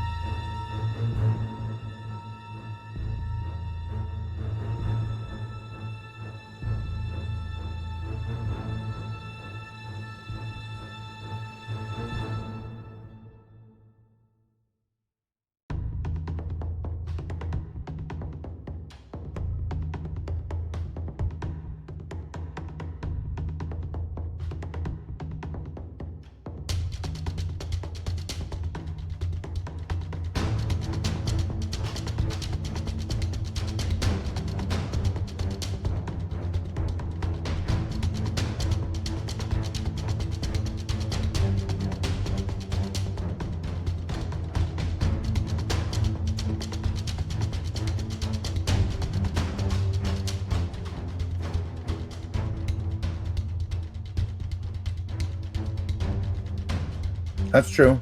I mean, why do you think they call it the DMG? For damage? Is that what you're saying? Alright.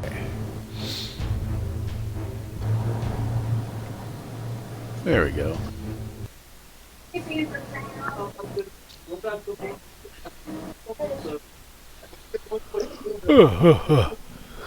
Okay, well, the good news, Anatoly, is that you are in there. The other good news is that that was the last of the 3 glyphs, and it's gone now.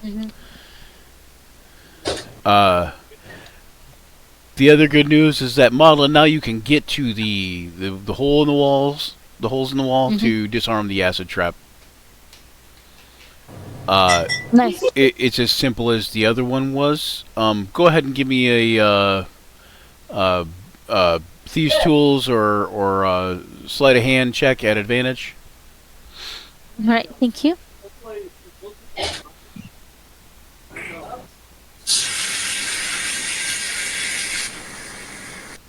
Yeah, I think you did it. Damn. By almost double. Thank you for the plus 10 to my Right. sleight of hand. Right. Shout out to that. All right, so you can go over and inspect the scimitar.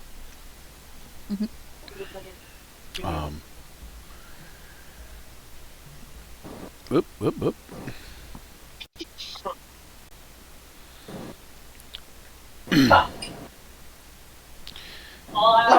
Fuzzy ass off of there. No, you were not supposed to be sitting on that fucking computer. Keep on going. Yeah. You tell that cat, or whatever it is. Oh, you little turd. Little shit fucker. And this is why we have the adult rating, You know folks.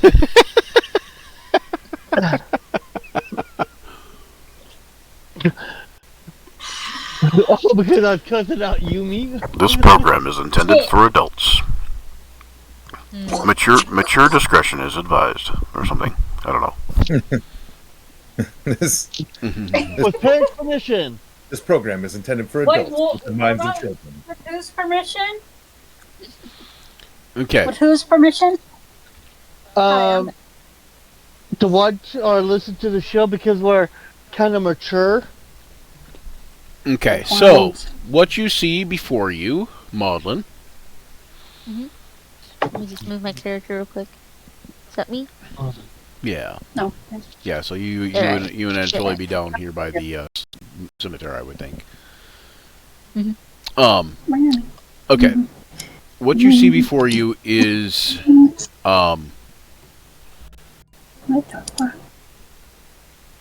a scimitar that the blade is made of a translucent, milky silver material. It has a glow, like a radiant glow, that kind of pulses out to about a 15-foot radius.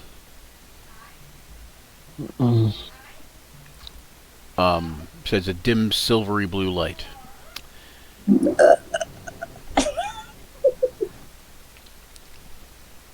Well, I think someone should make an Arcana check. Ideally, someone with a higher Arcana than me.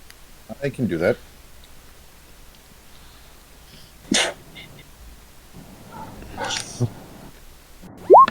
$22. 22. Woo! I wasn't going to give you that much, but with 22, I feel like I got to give you a little bit.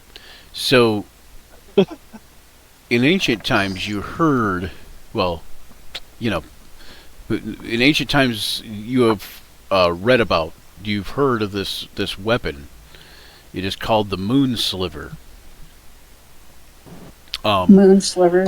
And it is basically a rumored to be a shard of one of the tears of Selûne, and forged into a weapon, a scimitar. Other than just glowing and giving this beautiful silver blue light, once per long rest, you can actually also use this. You can use a bonus action to make the blade ethereal for a round,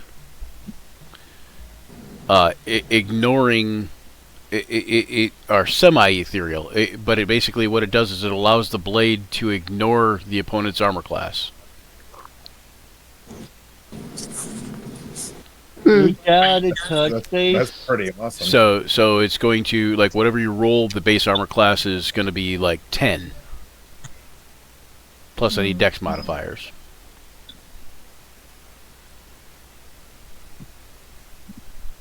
That's rad. And that will be Yeah. very helpful against, yeah. I will say though that if the opponent has a shield, that does count toward their armor class also. Now you can instead of ignoring their armor class, you can ignore the shield and just attack straight against their armor class. So it's one or the other, basically. Very versatile too. But yeah, it's an uncommon item. It's only an uncommon item, but it would you could probably sell it for a lot if you weren't going to use it, or if you didn't know somebody who was going to use it. Or go to a temple of Selune. Yeah, and the people, I wouldn't know somebody at a temple of Selune might even, depending on who it was or what temple it was, might even pay even a greater amount for it, or give you a temple boon. Because that'd be returning something that was lost back to. Which in It's faith. in some of these cases, you know, the temple boon is actually the better of the two deals, you know, because.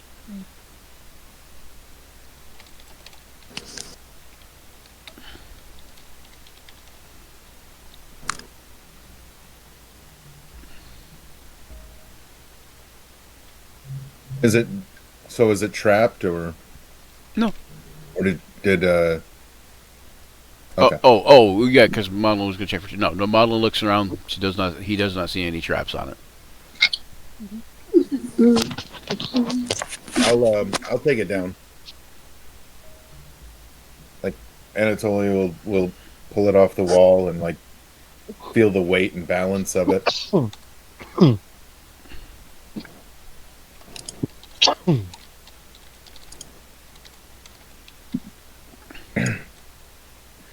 This is an extraordinary weapon. Yeah, it is extremely well balanced. It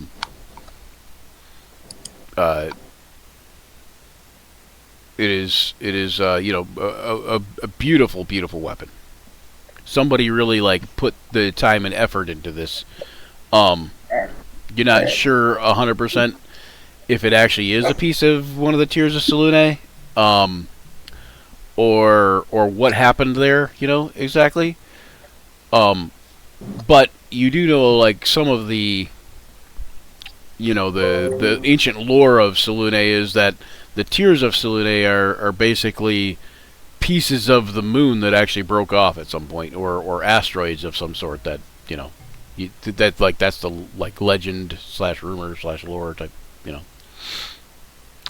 But the lore on this weapon is that that is made from one of those tears. So in out of game mechanics terms, or out of game lore terms, it's a piece of meteoric ore.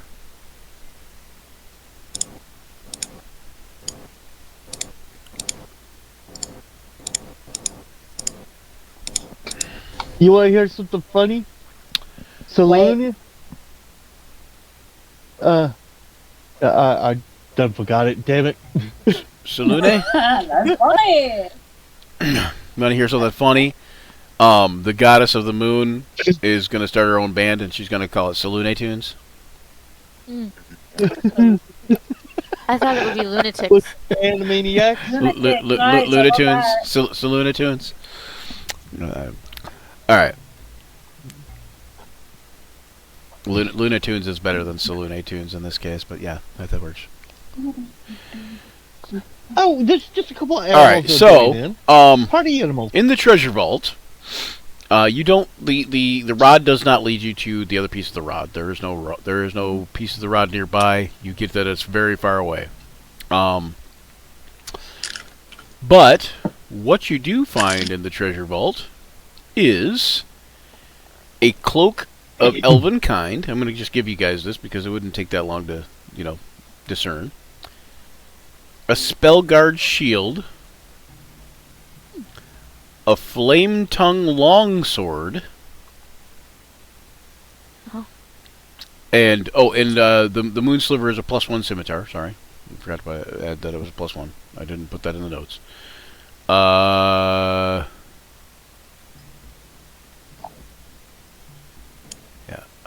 Hold on.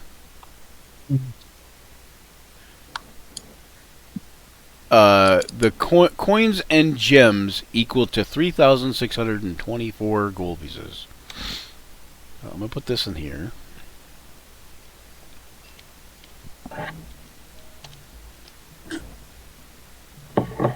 The +1 scimitar, by the way. Oh, it didn't. It came out kind of weird. It all came out weird. The +1 scimitar is the moon sliver, though. There is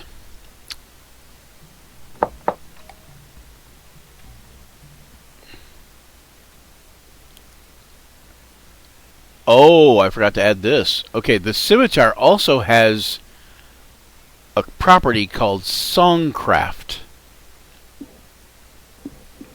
Ooh. Whenever you hold the blade in battle,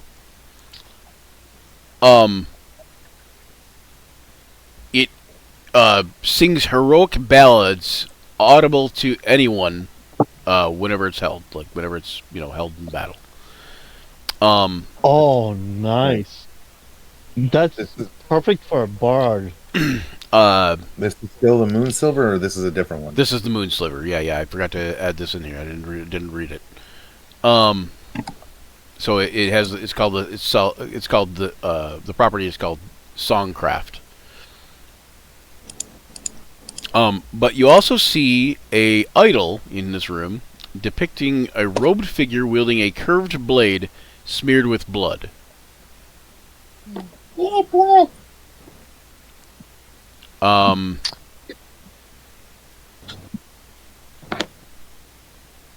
Maudlin, what is Maudlin's alignment again? 1 second. I believe chaotic neutral. Yeah. Is it? Oh, I thought it was okay. I thought it was like neutral good or something like that. Okay, so you are chaotic neutral. Okay. And you're sure on that? Chaotic neutral? Yeah, that's what it says on my sheet. Okay, that's what I want to know. All right, so Maudlin, you were ironically, like, mysteriously drawn to this robed figure. It's probably like this big, like a 6 inches tall. Something you could probably carry on you or put in your pocket or put in a satchel or something.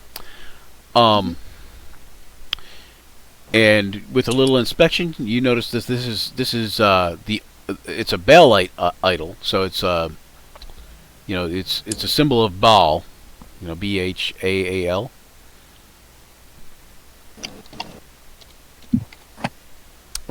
Which is known as the Lord of Murder. He's one of the Dead Three, kind of. Yeah, and he's a Farunian god of violence and ritualistic killing. But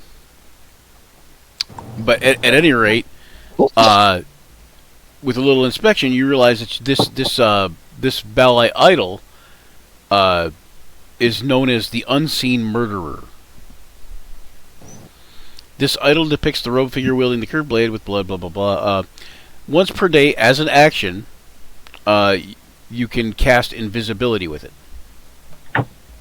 Oh. Very useful. However, you notice that it is intended for evil characters. So, if it was used by anyone that's not an evil character, there's a chance that the person wielding it would become visible at an inopportune moment.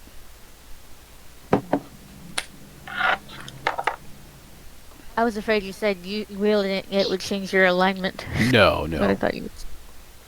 That would have been No, awesome. First one.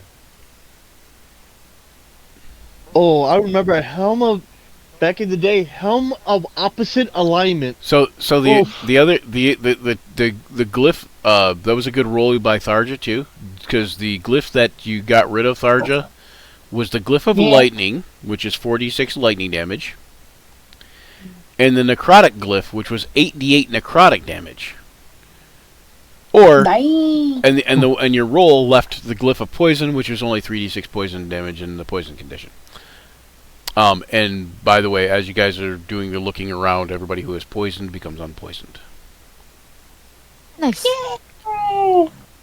It only lasts for a couple rounds. Take that, poison.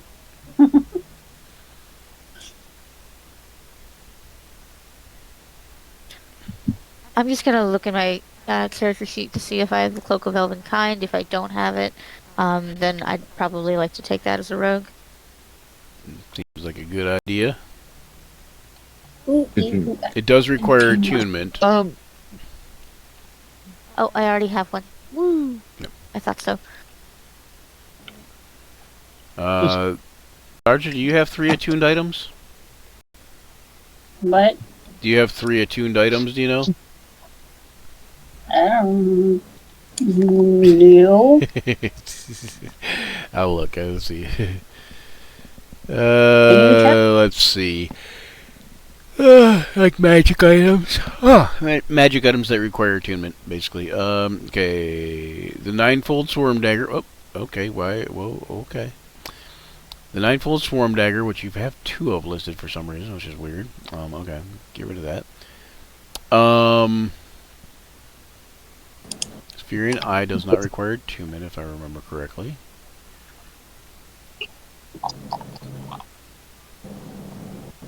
So, yeah, I think you got 2 open attunement. Oh, Helm of Thoughts. Helm of Thoughts. Helm of Thoughts. Hold on. It's a helmet. No, I better not say that. Say it. It's a helmet that helps Are we detect on- that are we hole over live? there. Yeah, I was gonna say it's a helmet that attracts those hoes over there. Thoughts. Helm of Thoughts. I think the Helm of Thoughts was Thoughts? THOT. I don't think that's on there. I don't think that's on there. I think it's one of the homebrew items. Hold on 1 second. no, I think the Helm of Thoughts is John's. Oh, the Helm of Telepathy? I don't know. There is a Helm of Telepathy in I here. just know he had Helm of Thoughts. Yeah. Well, if it's John, I wouldn't say Yeah. it's normal. Well, thoughts. you have Helm of Thoughts listed on your sheet for some reason, so I'm not sure when that happened now. Oh, that's probably what it is. Probably he gave it to me and he added it. Helm of Telepathy? Yeah, could be. No. Yeah. Hold on 1 second. What the hell was Oh, that? hey, get your mind. Hey, Been attacked watch by what a you cat. think now. Too late. Untitled late. book. Too late. From here. No, that was Zach. His mind's in the gutter. Isn't there a party treasure in here somewhere? It's right above the main characters list. Party. Oh, well, that's right. Sorry, Party, it doesn't look the same for you as it does for Party in me. the elevator. Party in the elevator. Okay. If there's a party in the elevator, hey! I can Freedom! I can add that Freedom! stuff if you want What? Add what stuff? to the party treasures. What? What? You mean the idol in that? Yeah. All the stuff we just picked up. Yeah, yeah, you can do that. Okay, so then the unseen murderer idol is Dude, that scares here. I would kind of feel like Tharja might be somewhat drawn to it too, but what's Tharja's alignment? Hang on 1 second. It'll be on the bio page. No. It's on the main page. No. Yeah, lawful neutral. I'm lawful neutral. Okay, so it wouldn't be you just- you wouldn't want to use it, most likely. You might just be kind of drawn to it, but you wouldn't necessarily want to use it. But I think Aversa would want it. Murder idol. Aversa would definitely be crazy enough to having fun with it. Okay, Oh, yeah. are you guys going to take anything out of the artifacts room? Okay. Ooh. I feel like this is a Uh, loaded question. Well, the artifacts uh, room, like I said, it's quite a valuable stuff, like kind of bulky and heavy and unwieldy. So if you have, I don't know if you have a bag of holding or whatever, I'm sure somebody has one. I think Garnet has one. And I have one. Okay, so Luther wants to sleep on a small rug. so what I was saying is that the value would be based on the pounds. The number of pounds of stuff that you took. I mean, realistically, you could fill a bag of holding easily. There's easily 500 pounds worth of stuff. The bell is the giant bell in the corner is probably close to that, or close to 100 pounds or so of that. That would be an awesome Ghoul Colors bell. You see gold and brass urns, which may be kind of heavy. You see like a probably 1.5 feet, 2 foot across crystal ball sitting on a pedestal. That's definitely like probably 30 pounds. There's a throne. There's all kinds of stuff anyway. Tapestries, sculptures, objects. Two rugs.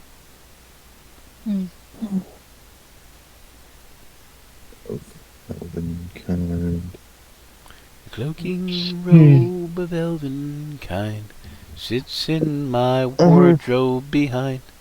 All those things that mother said weren't proper for a boy. And I said I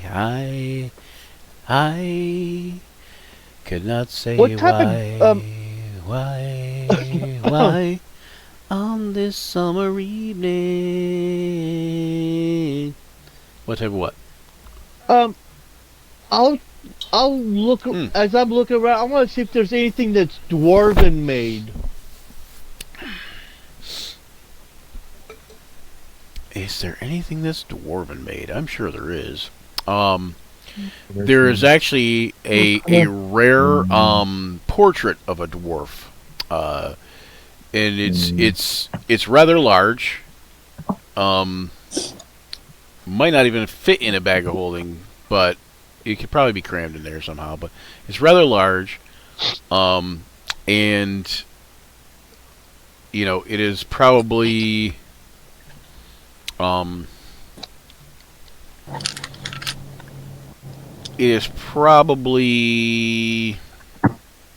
don't know, 15 pounds. Okay, and I'm just winging it.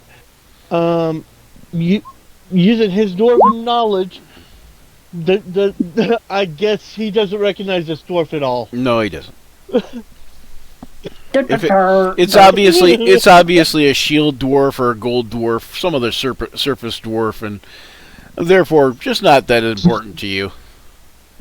If it was a Durgar or some other like a mountain dwarf, then you'd be like, okay, I think I know who this is. That was a good one. Maybe some goblins or urns. A Devergar. Can Luther look around for a small rug?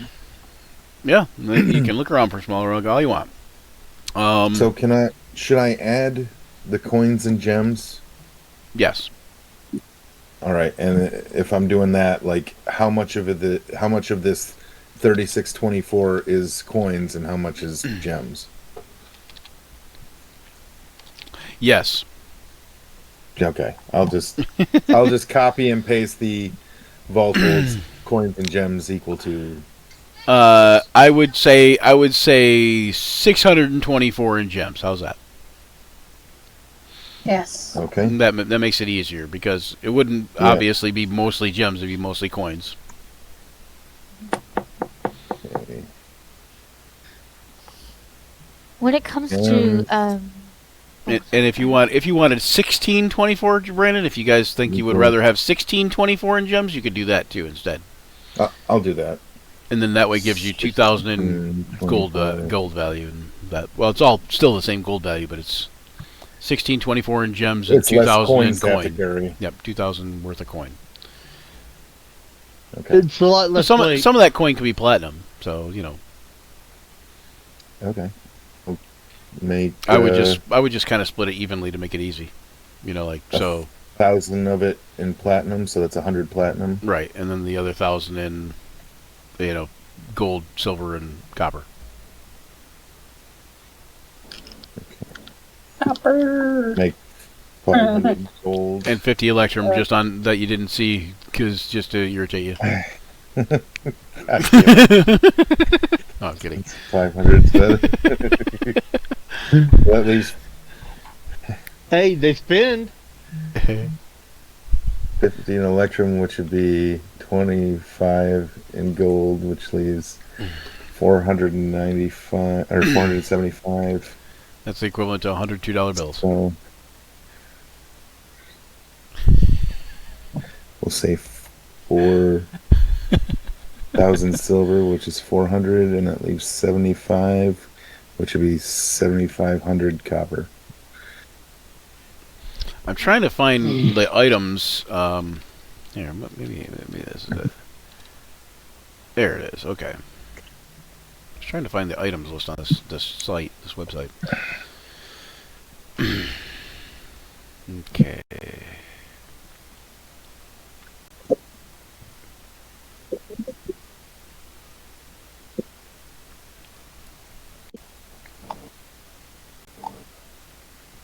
Okay, you find a small rug, Luther. It is blue like the sea, deep blue, and you seem to like it because it reminds you of the sea. And it weighs... I'm gonna just roll it up and. Yeah, it weighs probably maybe 10 pounds. And I'm just gonna roll it up and like tie it over my shoulders. All right.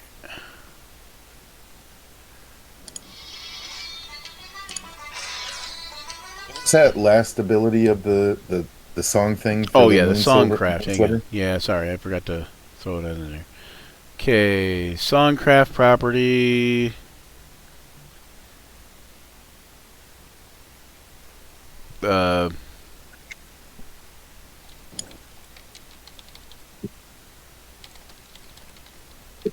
I probably need to make it to where I need to edit that in the thing.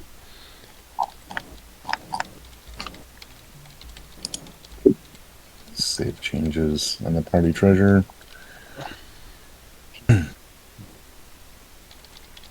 I think I spelled wielder wrong, but I have a yeah, I did. question. It feels like a loaded question, though. I have the ability to do bless. Okay. And if a weapon or something is cursed and you cast bless on it, what would happen to it?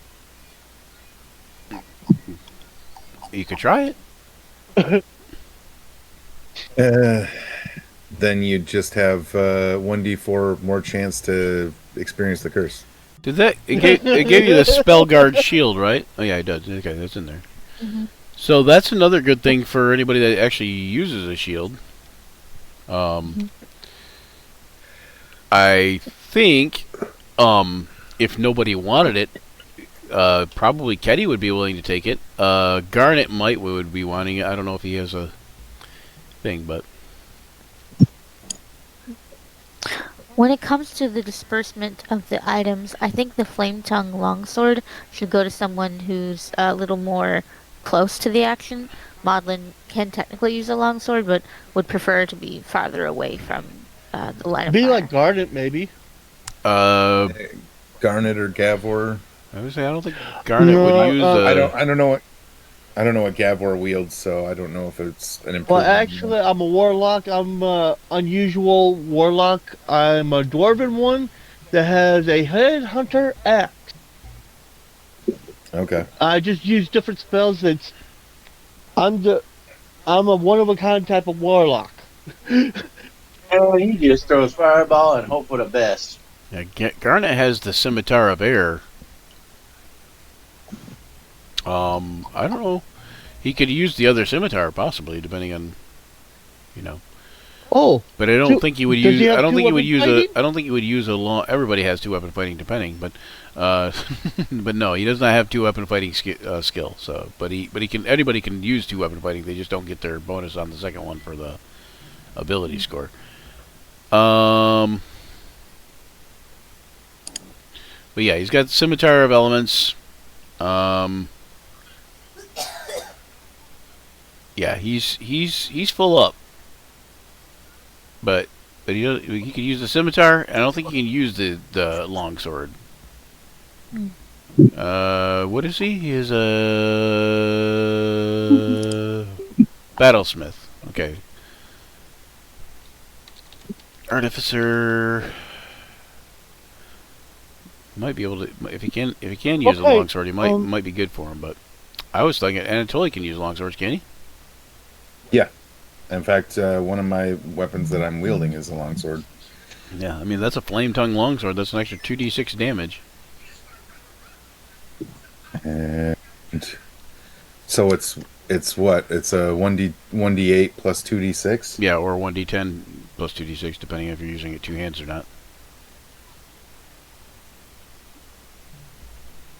It's 1d8, 1d10. So it's 1d8 one-handed, 1d10 two-handed. Yeah. So the artificer, even the battlesmith, I don't think gets martial weapons. Any two simple weapons. So yeah. So Garnet can't use the other. He only was able to use the scimitar of air because anybody can use it.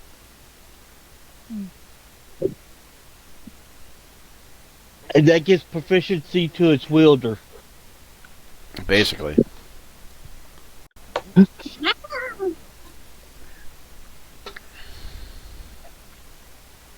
Okay,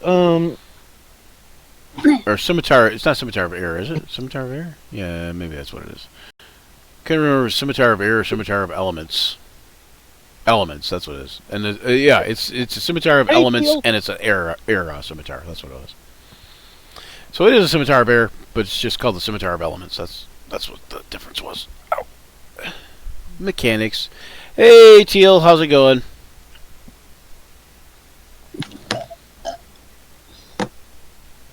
Slacker. Oh, I'm kidding. Yeah, I'm kidding. of I'm torn because the flame tongue longsword is just a regular longsword. It's not a +1 or anything. Probably not in this case. I think Hang it on does 1 second. an extra 2d6 fire damage. Yeah, it does an extra 2d6 fire damage for sure. Yep, that's it. It is not a +1 weapon in this case. It is, you can use a bonus action to speak this sword's command word, causing flames to erupt from the blade. These flames shed bright light in a 40-foot radius and dim light for an additional 40 feet. While the sword is ablaze, it deals an extra 2d6 fire damage to any target it hits. And the flames stay lit until you use a bonus action to speak the command word again, or until you drop the sword or sheath the sword. I have the flaming power. Still, but 1d8 plus 2d6 is pretty powerful, and 1d10 plus 2d6 is even pretty powerful. But Yeah. It's the longsword that I'm currently wielding. Mm-hmm. is a longsword +3 that also adds 1d4 cold damage. Yeah. So the +3 is super powerful. Like that means it means that my attacks Gonna be more likely to hit. gonna be more likely. Actually, well, yeah, because it's strength based. So And it's going to it be is a more, little bit and less. it's going to be more like it's going to do some damage too. So you got like you got an extra 3 solid damage versus still the average of 2d6 is going to be what 3.5 or 7. So you're getting basically an average of an extra 7 damage versus the extra 3. But with the 1d4, that's another 2. So yeah, it's still more damage for the flame tongue. Yeah, but it would be strength based, which means it would just be I would be rolling a +4 to my attack. Well, yeah, but your other longsword is still also strength based, +7. isn't it? Yeah, but it's +7 because it's a +3 Yeah. longsword. Yeah, but I'm saying the damage is what's the difference is between the two. Right. Because if you figure your longsword is going to be +3 and then +1d4, roughly an extra 5 damage, the other one's going to average an extra 7. It's only 2 more hit points of damage on average, but it's more about can you hit your target? Can you hit your target with the other? Take the dual wielder feat and use both.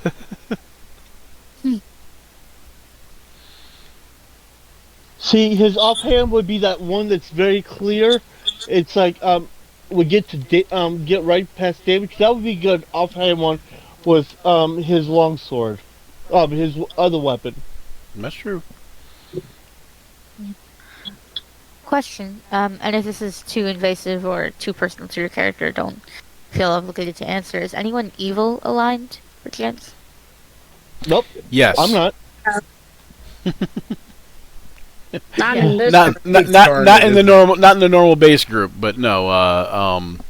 But Ketty is. Okay. But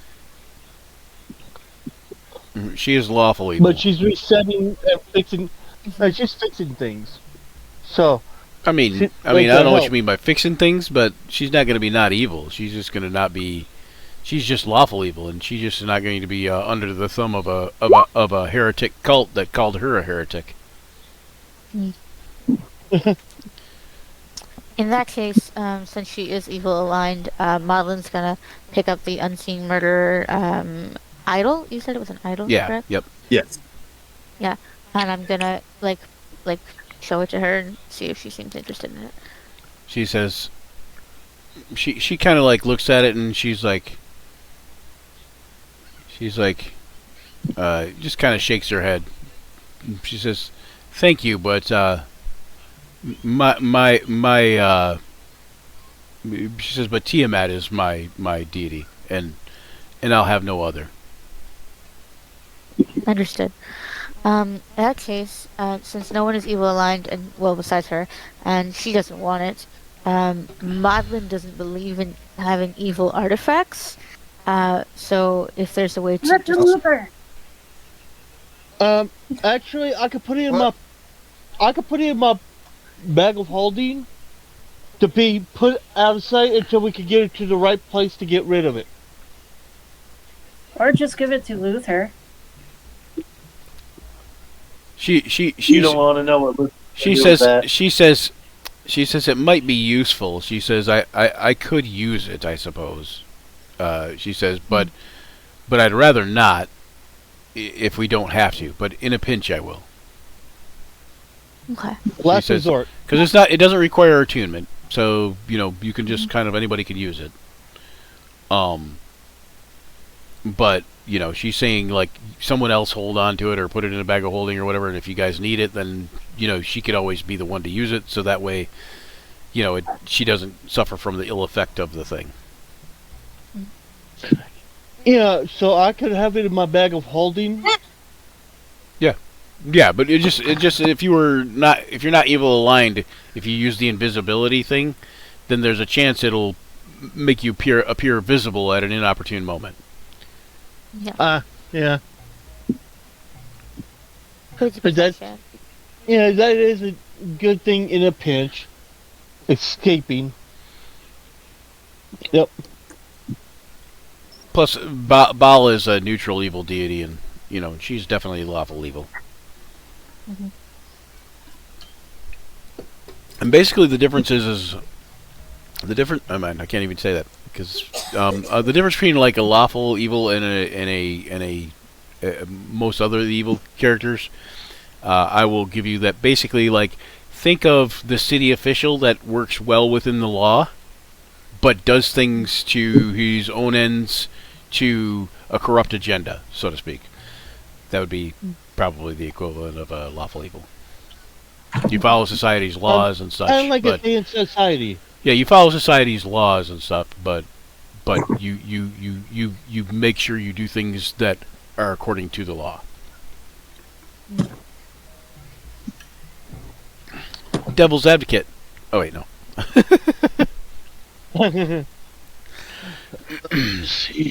The movie, not the actual I did. saying. Anyway.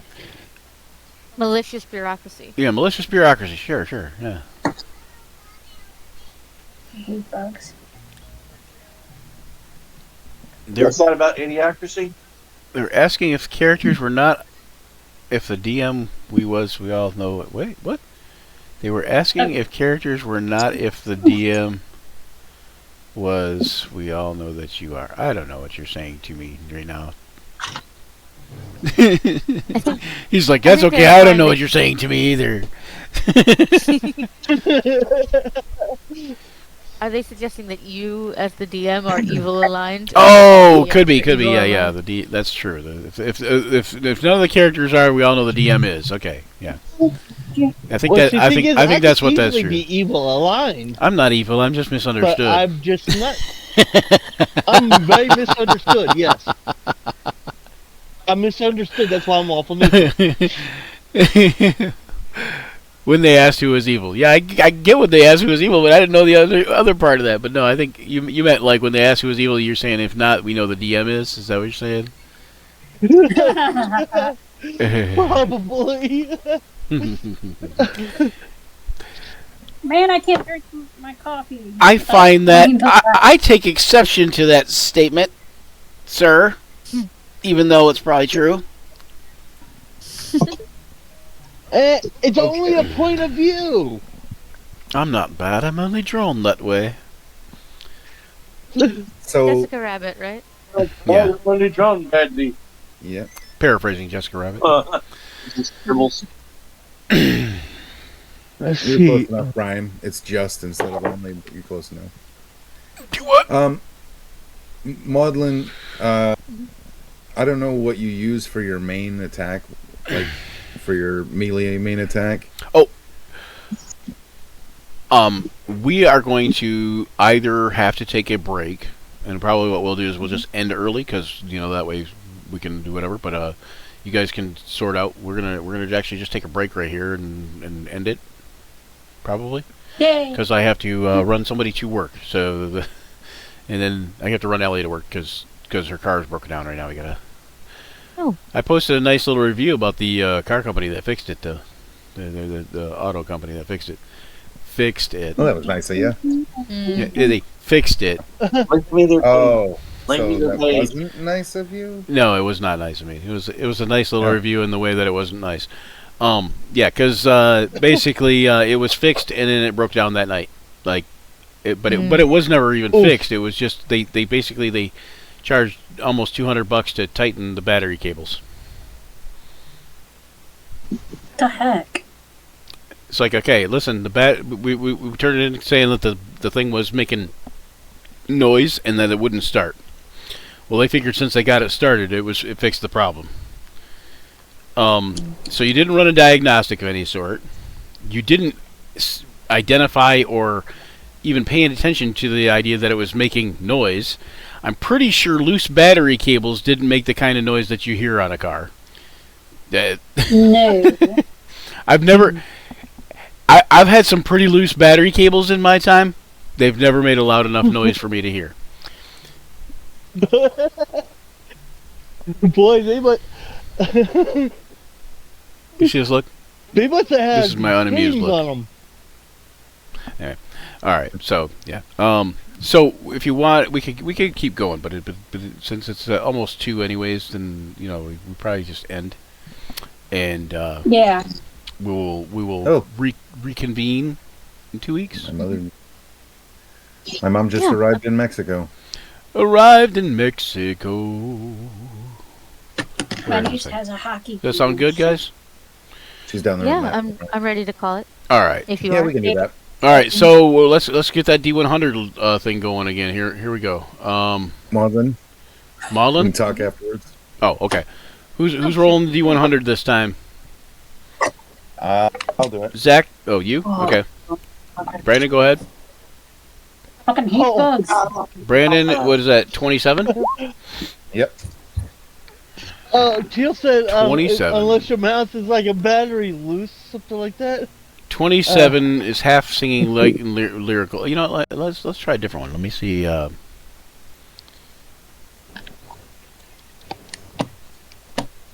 There was another voice list that I saw that was pretty cool. Oh, but evidently you are a loose battery cable. I am a loose battery cable.